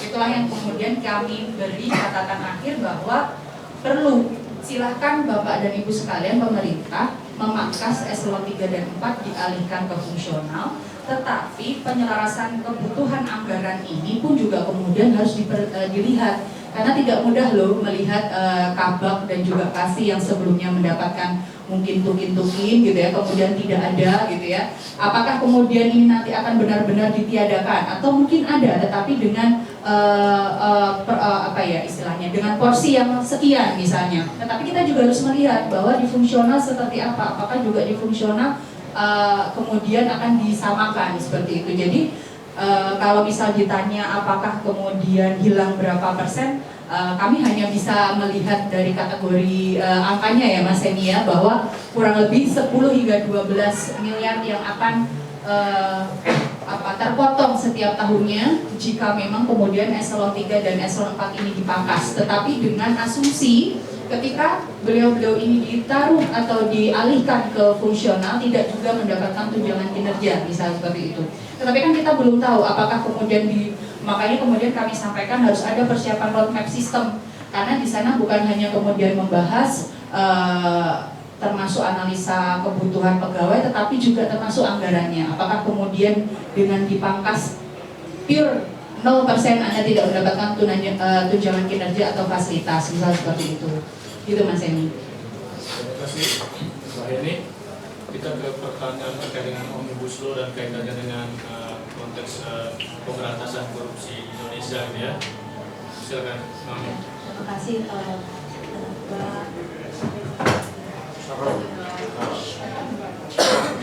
Jadi begini, kalau kita bicara tentang regulasi, kita selalu melihat bahwa ada regulasi, ada materi regulasi, dan ada implementasinya di lapangan. Dan yang terjadi di Indonesia adalah kadangkala regulasi yang dibuat pun sudah bagus, tapi implementasinya berbeda gitu. Atau regulasi yang dibuat tidak bagus, apalagi implementasinya gitu. Kalau kita tarik, kita bicara konteks investasi di sini. Adanya Omnibus Law ini kan sebenarnya ingin menata ulang regulasi di bidang perizinan gitu. Jadi kita bicara tentang substansi materi yang sebenarnya akan memudahkan memulai usaha iklim investasi itu sendiri gitu. Itu di bidang substansinya dulu gitu. Lalu bagaimana dengan apakah dengan adanya Omnibus Law ini nantinya akan berkontribusi positif terhadap pemberantasan korupsi? Nanti kita bicara pada implementasinya. Mau tidak mau kalau kita bicara tentang implementasinya adalah tentang konsistensi penegakan hukumnya itu sendiri gitu. Kami melihat dengan adanya Omnibus Law ini sudah banyak hal-hal yang seharusnya bisa menghambat gitu. Karena kami mendorong yang pertama tadi ada close list untuk perizinan, dalam artian bahwa setiap izin-izin yang boleh diberlakukan atau sektor usaha yang diberlakukan di Indonesia itu hanya ada dalam Omnibus Law itu. Jadi di luar itu tidak boleh diperbolehkan. Seperti itu salah satu gitu. Itu salah satu. Dan di dalam Omnibus Law Cipta Lapangan Kerja itu pun ada pengenaan sanksi gitu. Jadi kalau kami lihat, walaupun memang tidak secara komprehensif, mungkin masih banyak hal yang bisa mengantisipasi korupsi, tetapi setidaknya Omnibus Law ini sudah memuat beberapa hal gitu. Ada sanksi, ada closed system yang menurut kami ini akan sangat bagus kalau memang bisa betul-betul diterapkan. Permasalahannya sekarang adalah apakah dengan adanya regulasi yang sudah diracik dengan baik ini, di implementasinya akan diperkuat dengan penegakan hukumnya atau law enforcement. Itu akan kita lihat komitmen pemerintah ke depan, karena ya betul memang KPK diperlemah gitu, tapi kalau bicara tentang law enforcement kan bukan hanya KPK sebenarnya. Jadi lagi-lagi kita bicara tentang pemerintah.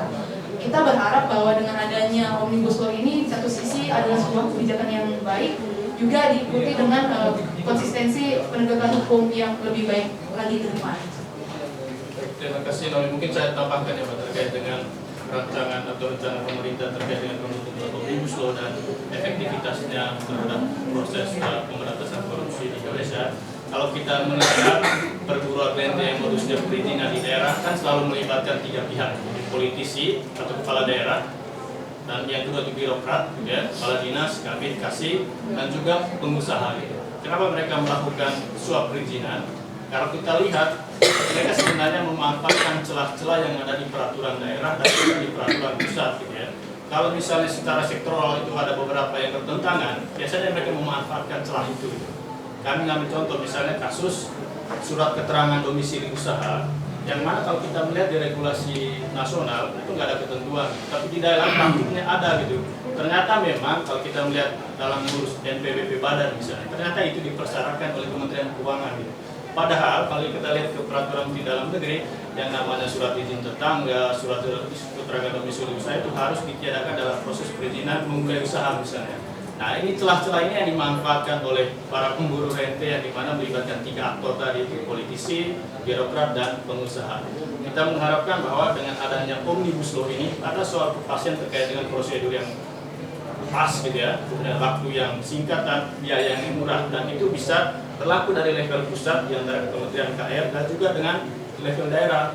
Karena selama ini kalau kita bicara PP 24 tahun 2018 yang OSS perizinan itu sudah ada PP yang jelas yang merincikan standar prosedur kriteria, tapi kementerian sektoral terkait mengatur hal yang berbeda. Nah ini yang dimanfaatkan oleh para pemburu rente tadi gitu. Yang kedua mungkin terkait dengan eselonisasi di level daerah.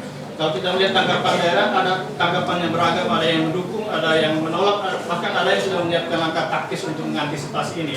Dan kalau kita lihat lagi-lagi dalam konteks pemberantasan korupsi, eselon 3 dan eselon 4 ini posisi yang strategis dalam pilkada, di mana mereka adalah birokrat-birokrat yang bisa dimanfaatkan oleh politisi dalam berpolitik gitu. Nah harapannya dengan penghilangan eselon 3, eselon 4 ini, yang namanya birokrat berpolitik atau politisasi birokrasi di level daerah bisa dihilangkan gitu. Nah yang terakhir soal bagaimana dengan pilkada 2020 apakah bisa dibebaskan dari persoalan korupsi gitu ya. Mungkin ini pertanyaan yang cukup berat kalau kita melihat dari sistem regulasi, kelembagaan gitu ya. Bahkan mulai politik kita mungkin ini suatu jalan yang cukup terjal untuk kita lalui tahun depan gitu Mbak. Tapi yang kita tawarkan tadi mungkin proyeknya jangka panjang. Mungkin ada tambahan dari Pak Robert.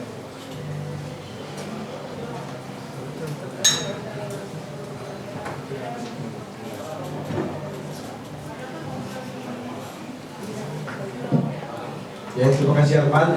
Teman-teman sekalian, beberapa hal yang tadi sudah ditanyakan dan menambahkan teman-teman lainnya. Pertama yang disampaikan Sarot tadi, ada nggak kaitan antara ini harapan ya Sarotnya? Kira-kira gini gambaran besarnya. Omnibus Law itu lahir dari strategi reform yang lompat, Ini kan 3 aspek: deregulasi, debirokrasi, dan digitalisasi. Sesungguhnya yang dilakukan pemerintah setahun terakhir atau mungkin beberapa waktu belakangan itu dia lompat ke debirokrasinya. OSS itu adalah reformasi birokrasi perizinan. Kemudian muncul platform digital. Setelah berjalan setahun, evaluasi KPPOD yang sudah diumumkan bulan September kemarin, ternyata hanya 1 daerah yang menjalankan OSS, yaitu Sidoarjo. Kelas yang agak dikit lebih bagus Jakarta, itu pun cuma 1 izin, yaitu SIUP ya. SIUP, tapi juga menambah waktu ternyata. Kemudian lihat proses ini, akhir pemerintah dan kita sendiri di KPPOD merekomendasikan bahwa ini harus kembali ke hulu. Hulunya itu regulasi. Yang namanya rejim sektoral itu masih sangat dominan. Setiap kementerian lembaga masih punya aturan. Mau dibuat birokrasi seperti apapun, kalau sumber aturannya sudah beragam dan bertentangan, ya di daerah ya beragam dan bertentangan juga gitu. Maka kemudian kita kembali mulai dengan Omnibus Law ini yang konsepnya adalah ini sebenarnya konsep atau pendekatan pembentukan peraturan perundang-undangan. Namanya sendiri tentu bukan ini, namanya adalah RUU Cipta Lapangan Kerja. Dengan yang tadi saya sampaikan, kalau ini hanya mengintegrasikan atau kodifikasi yang nggak ada gunanya, hanya menyatukan ke satu buku besar yang tadinya 74 undang-undang atau izin sekarang menjadi 1 saja, ya itu mungkin membuat kita lebih mudah saja membaca, mungkin juga membuat kita lebih pasti dalam mencari referensi. Tapi dia harus diikuti dengan rasionalisasi jumlah dan jenis izin. Kalau yang hari ini di suatu provinsi misalnya punya 300, perlu nggak sih 300 izin ini? Di balik 300 izin masih ada persyaratan, masih ada macam-macam, perlu nggak? Nah, kaitan ke korupsinya adalah kalau izin makin berkurang, maka yang diurus juga akan makin berkurang. Interaksi antar pemerintah, kemudian juga pelaku usaha dan para politisi itu juga akan berkurang. Jadi memang intervensinya itu efisiensi bisnis proses itu dan pengurangan jumlah dan jenis izin, sekaligus juga mudah-mudahan korupsinya berkurang karena kurang banyak yang akan diurus lagi. Karena korupsi muncul kan karena ada yang diurus. Nah kalau urusannya sudah makin berkurang, mudah-mudahan kemudian interaksi itu juga akan berkurang. Itu kira-kira yang kita bayangkan dengan Omnibus Law ini. Tetapi saya sampaikan bahwa kebetulan 2 minggu lalu saya kumpulkan Pemda sekitar Kabupaten 6 Pemda gitu ya. Keluhan utama mereka adalah bahwa pertama proses partisipasi dan keterbukaan data itu sangat minimal. Jadi saya kira kita minta benar pemerintah untuk jangan bekerja senyap, jangan bekerja sepihak, jangan bekerja sendiri. Omnibus Law ini implikasinya itu ke daerah, dan yang paling banyak yang nanti akan merasakan dampaknya itulah pemerintah daerah dan pelaku usaha. Kan izin itu kan di daerah, yang ngatur di sini. Jadi jangan hanya seolah-olah produk dari pemerintah pusat gitu. Kita harus bercermin pada kasus OSS tadi. Ketika PP 24 2018 dibuat, pemerintah daerah nggak ikut, dan mereka mengatakan bahwa dengan segala ini, kalau kemudian tidak efektif, ya karena memang kami tidak pernah diajak ketika ini disusun. Tahu-tahu muncul, ya kalau ada yang anggot-anggotan gitu ya, yang kemudian tidak mau mendukung atau mendukung tapi dengan ya setengah hati atau mungkin juga merasa bahwa ini perubahan yang sepihak dan sebagainya. Jangan kemudian itu berulang ketika Omnibus Law yang sudah luar biasa kita capeknya nyusun naskah kerja sampai 1000-an halaman, tapi Pemdanya nggak tahu. Satu. Kemudian kedua adalah itu pendekatannya itu harus desentralisasi. Beda sebenarnya. Pemerintah itu pusat ngaturnya itu dari reformasi aturannya, dari regulasinya, undang-undang akan disatukan dan kemudian revisi berbagai undang-undang yang terkait lainnya. Kalau pemerintah daerah cara mikirnya enggak. Cara mikirnya itu dari actual practice-nya. Sesungguhnya di daerah itu izin apa saja sih yang ada, berapa banyak. Di balik izin ini persyaratannya apa saja. Ditelusuri dari lapangan akan ketemu nanti regulasi mana dan berapa banyak yang ngatur izin. Kalau pendekatan kita pusat seperti ini, makanya tadi sampaikan Arman, akan ada beberapa izin yang lolos karena memang ada aturannya. Misalnya SKDU, itu kalau dicari terus sekali nggak ada undang-undangnya. Kalau pemerintah mangkas undang-undang, nggak ada undang-undang SKDU ini. Itu akan lolos. Padahal ini yang menjadi problem besar kecil tapi mengunci. Kalau kita nggak ngurus SKDU di kelurahan atau di kecamatan, nggak akan pernah bisa ngurus berbagai yang lain. Jangan dilihat kecilnya, ini mengunci. Ini nggak ada, nggak akan pernah proses-proses berikutnya. Nah, kalau pemerintah mainnya dari sisi regulasi, nggak ketemu dengan apa yang sesungguhnya menjadi problem di lapangan. Ini kenapa kemudian prosesnya ini harus berpadu. Pusat punya seperti apa, daerah seperti apa. Ini pendekatan desentralisasi. Kemudian ketiga adalah kita berharap Omnibus Law ini tidak hanya intervensi di level undang-undang. Undang-undangnya mungkin bagus, tapi problem yang paling mendasar hari ini pada 2 level, peraturan menteri dan peraturan daerah. Nah kalau nggak menyentuh sampai peraturan menteri, ya masih sangat banyak. Justru disitulah sumbatan selama ini. Kekuasaan menteri itu sangat kuat di Indonesia. Kalau dia kemudian membuat aturan yang rejim sektoral tadi yang menjaga kepentingan dan kementerian, undang-undang bisa kemudian diterima. Apalagi di daerah. Dan memang Omnibus Law itu intervensinya dari undang-undang sampai pada level Pemda, dan cara terbaik untuk itu adalah melihat apa yang sesungguhnya menjadi praktek aktual di daerah. Ada dengan itu kita akan tahu berapa sih jumlah izin, apa syaratnya, dan kemudian apa regulasi yang mengatur, apa yang kemudian menjadi diskresi daerah. Karena kan ada izin yang bukan bagian dari pengaturan, ada yang merupakan diskresi Pemda, itu nggak ada aturannya. Ini yang kita harapkan dari Omnibus Law yang akan didorong pemerintah. Tapi intinya adalah pemerintah jangan bekerja sepihak dan senyap seperti sekarang. Coba aja teman-teman sekalian, bisa nggak dapat naskah KTP gitu? Padahal sebentar lagi mau dikirim ke DPR. Saya yang punya ini mungkin saya bisa dapatkan, tapi kan nggak boleh disebarkan misalnya. Dapatnya cuma beberapa slide dan sebagainya. Ini mau buat kebijakan publik kok pakai sembunyi-sembunyi, nggak boleh. Diskusi. Jangan kemudian sudah sampai seperti ini, ada yang kemudian muncul dengan gugatan ke Mahkamah Konstitusi karena dia menolak atau tidak terlibat dalam proses ini kan repot. Sudah kerja besar, capek, ternyata dibatalkan di Mahkamah. Karena itu proses keterbukaan dan partisipasi menjadi kunci untuk membuat semua pihak terlibat, sehingga kemudian berbagai perspektif itu muncul. Bahwa izin itu tidak hanya untuk mudah-mudahkan proses berusaha, tapi juga izin itu punya fungsi untuk proteksi, perlindungan lingkungan. Kemudian kedua adalah akan ada pembagian klasifikasi resiko, mana yang tinggi, mana yang sedang, mana yang tadi sampaikan si Naomi.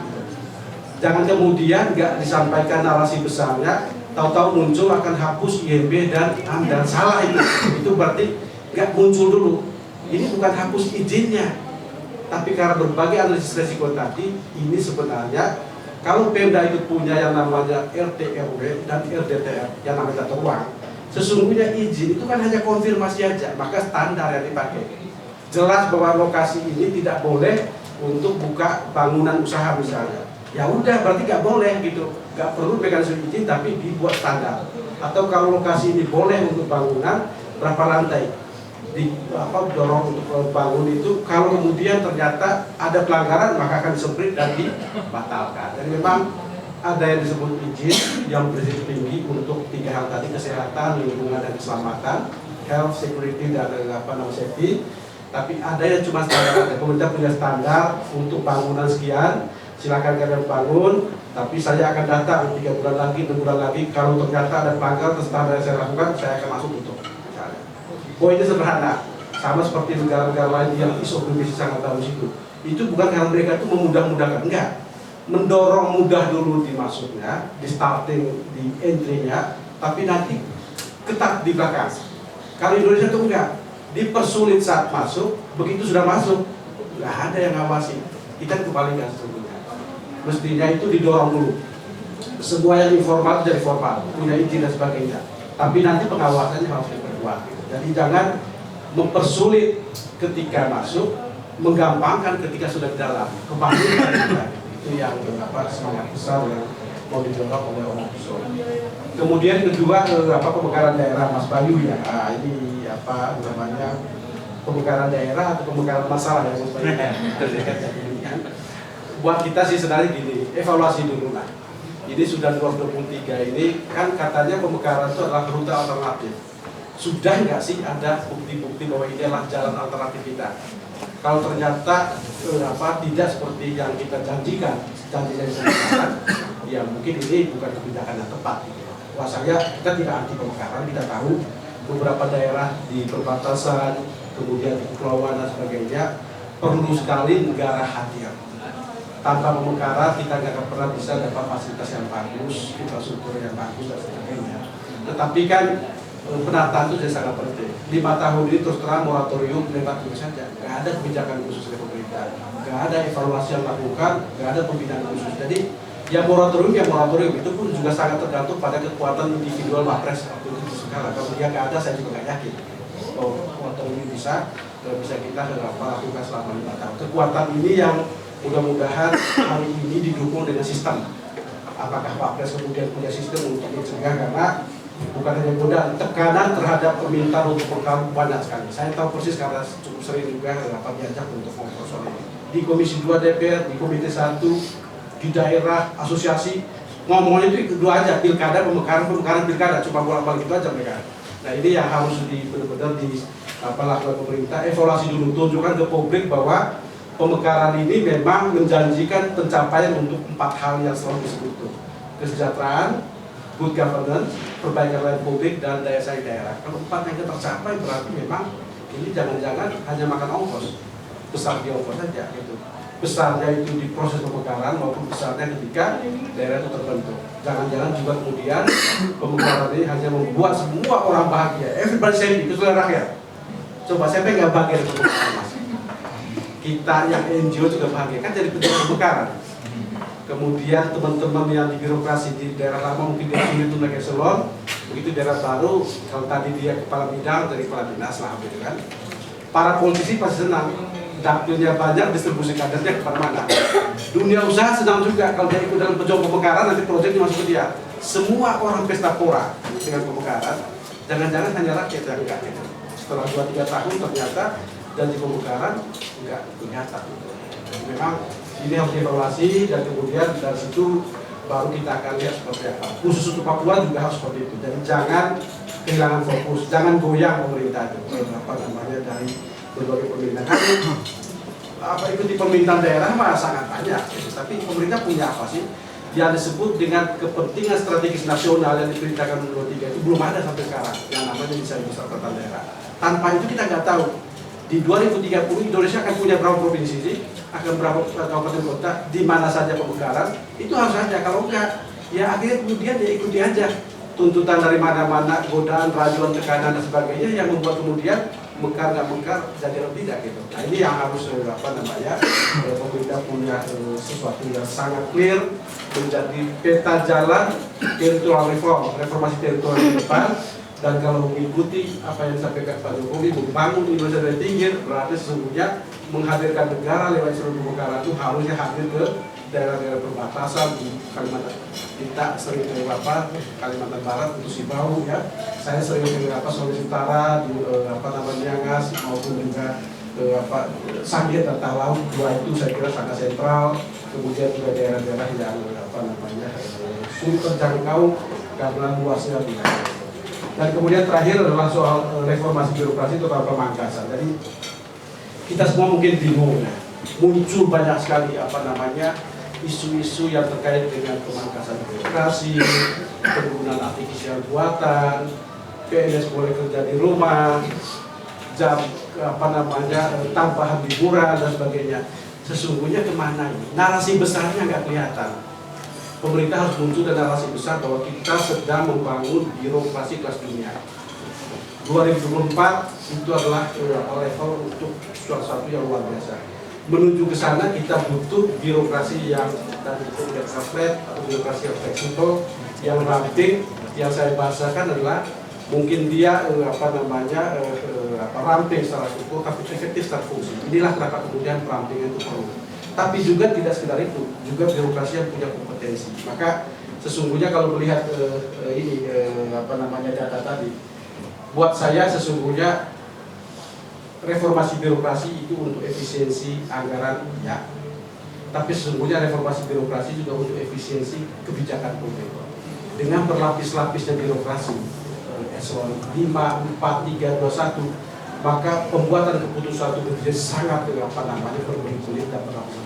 Jadi biayanya itu tidak hanya diukur dari biaya finansial. Kalau bicara PNS kan cuma 3 itu, GTF itu gaji, tunjangan, fasilitas. Mungkin yang akan berkurang dari sisi biaya finansial ini nggak akan signifikan. Tapi yang paling penting sesungguhnya adalah kita mau mendapatkan birokrasi yang agile, yang lincah, yang bisa bergerak merespon dinamika global. Kan katanya birokrasi kelas dunia. Nah ini yang harus didorong. Tapi juga kompetensi individunya juga harus didukung. Jangan birokrasi dibuat ramping, tapi ternyata isinya adalah tenaga honorer, PTT dan sebagainya. Dengan segala hormat saya kepada honorer, ini semua adalah orang-orang yang sudah bekerja panjang, bekerja lama. Tapi kan bukan ini isunya untuk kemudian verifikasi validasi langsung otomatis jadi ASN. Nggak boleh kayak gitu. Itu harus lihat kontraknya seperti apa sih. Tapi penting kalau negara harus menyelesaikan masalah ini. Nggak boleh ada politik pembiaran.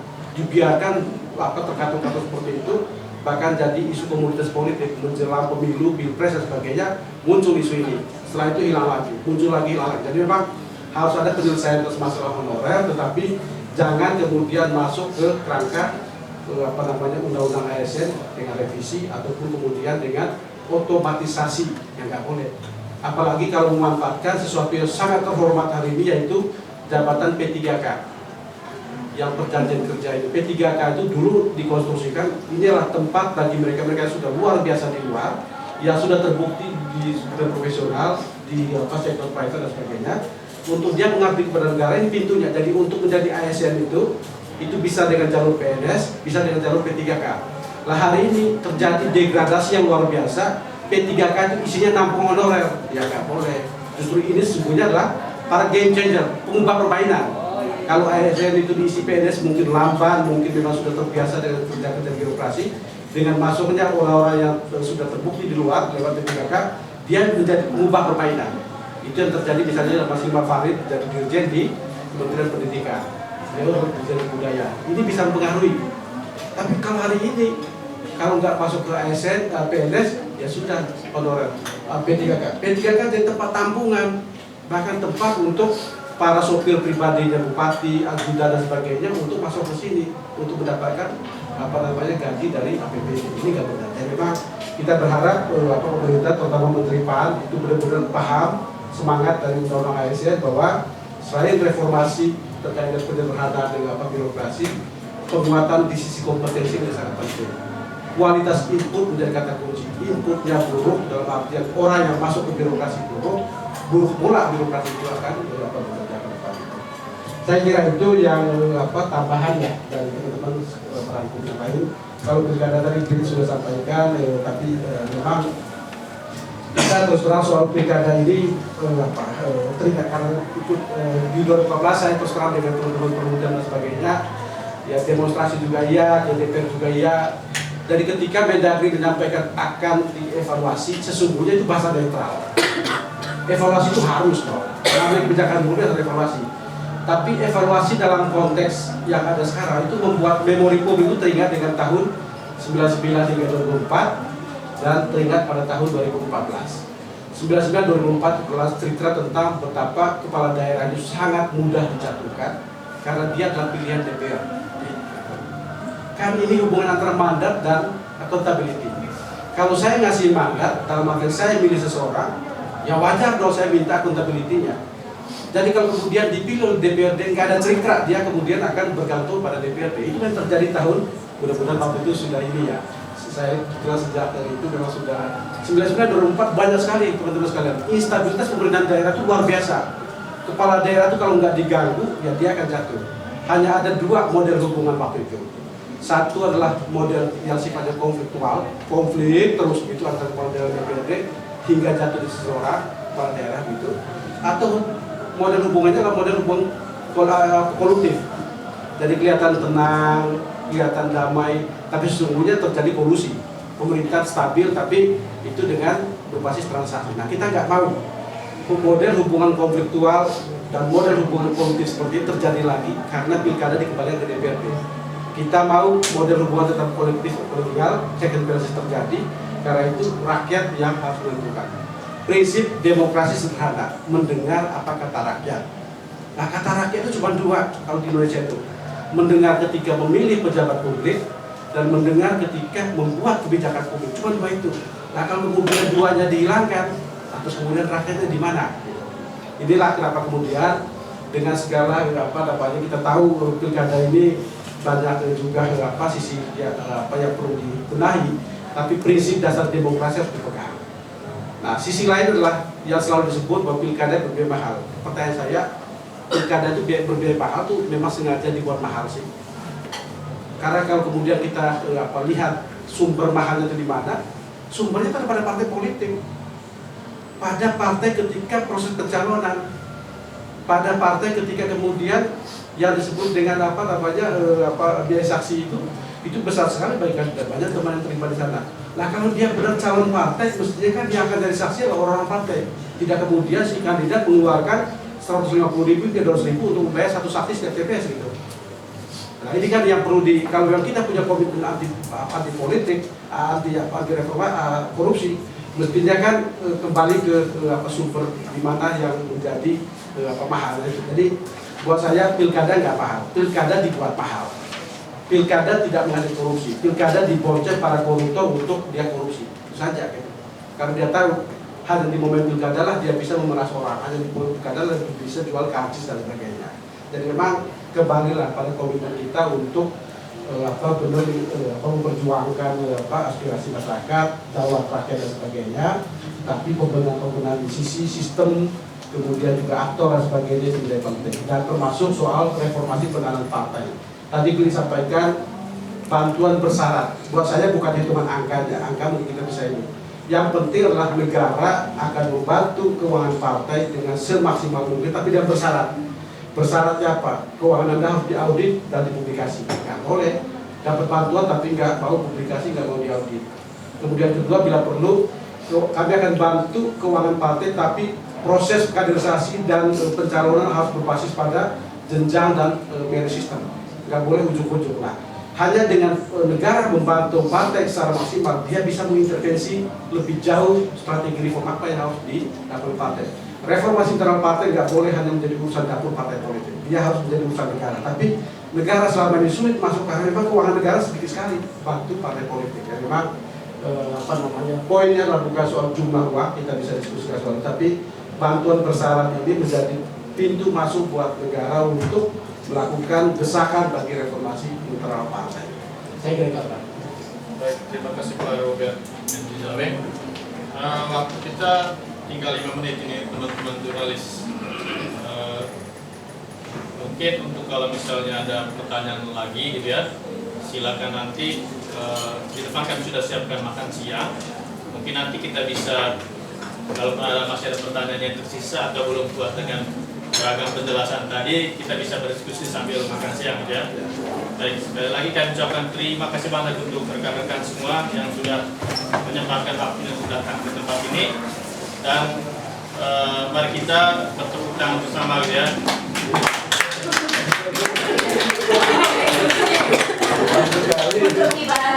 Untuk Indonesia yang lebih baik gitu ya. Baik, untuk materi bisa diambil di link ini gitu ya. Nanti bisa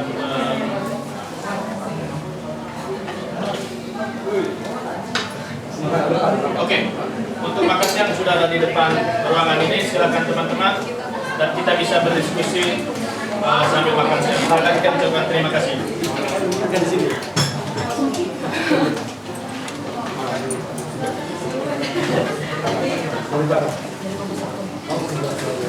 Halo Pak, gimana ya, sudah Pak ya?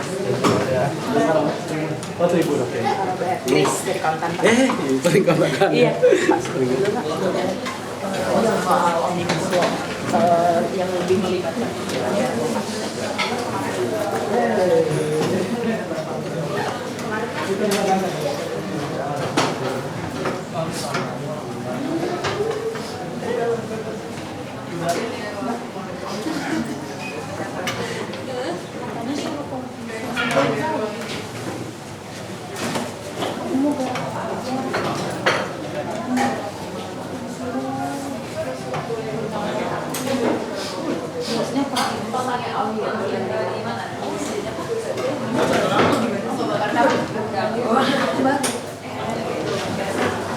Ini aja Pak. Kita semua ya yang bicara ya. Apa aja Mbak?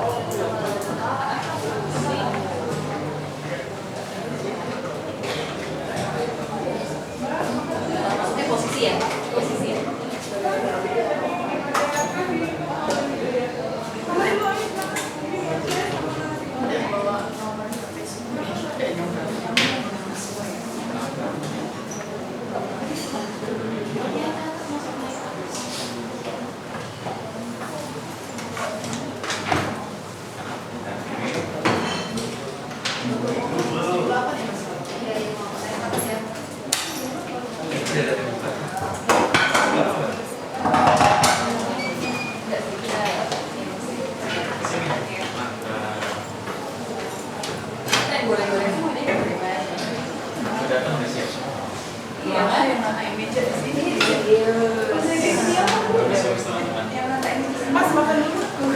Ini kan bunuh Mas Anand.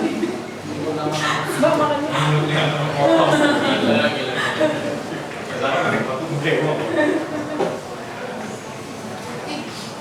Udah. Pelit apa deh?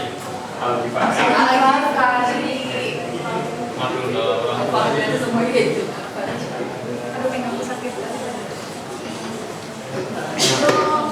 Pasti aku pas orang. Pak Dokter Dikam. Salam.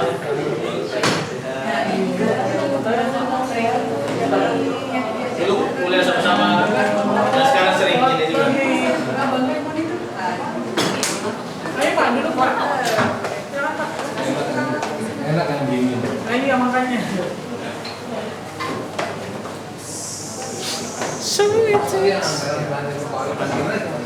Ya mana nih? Hah?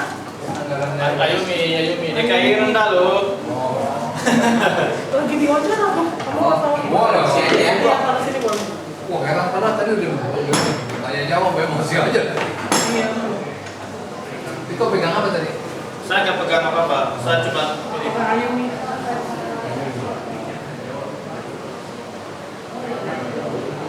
Ntar pada makan sini ya? Iya. Iya, iya. Makan dulu, makan dulu.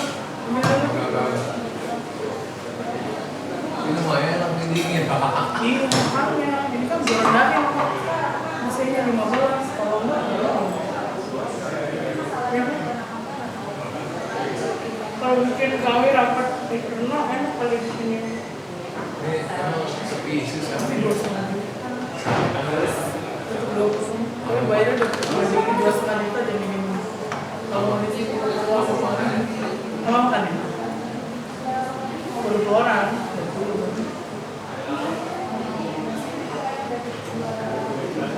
Ini udah dibuat apa tadi? Mas, makan mas. Silakan, silakan. Mas dicetak juga ya? Enggak, saya Sonora. Oh Sonora ya. Bisa lagi juga nih Pak Robert. Mari Bapak. Bapak ambil mie aceh dong. Ayo Mbak, mau. Bapaknya diganti dulu. Bapaknya diganti dulu. Kesini diganti. Nggak tahu nih, kurang ya. Tapi yang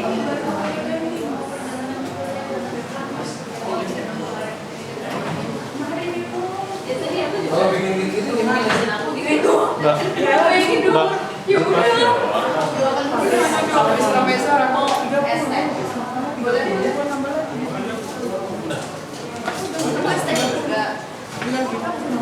Aku aja mineral aja deh yuk. Ya.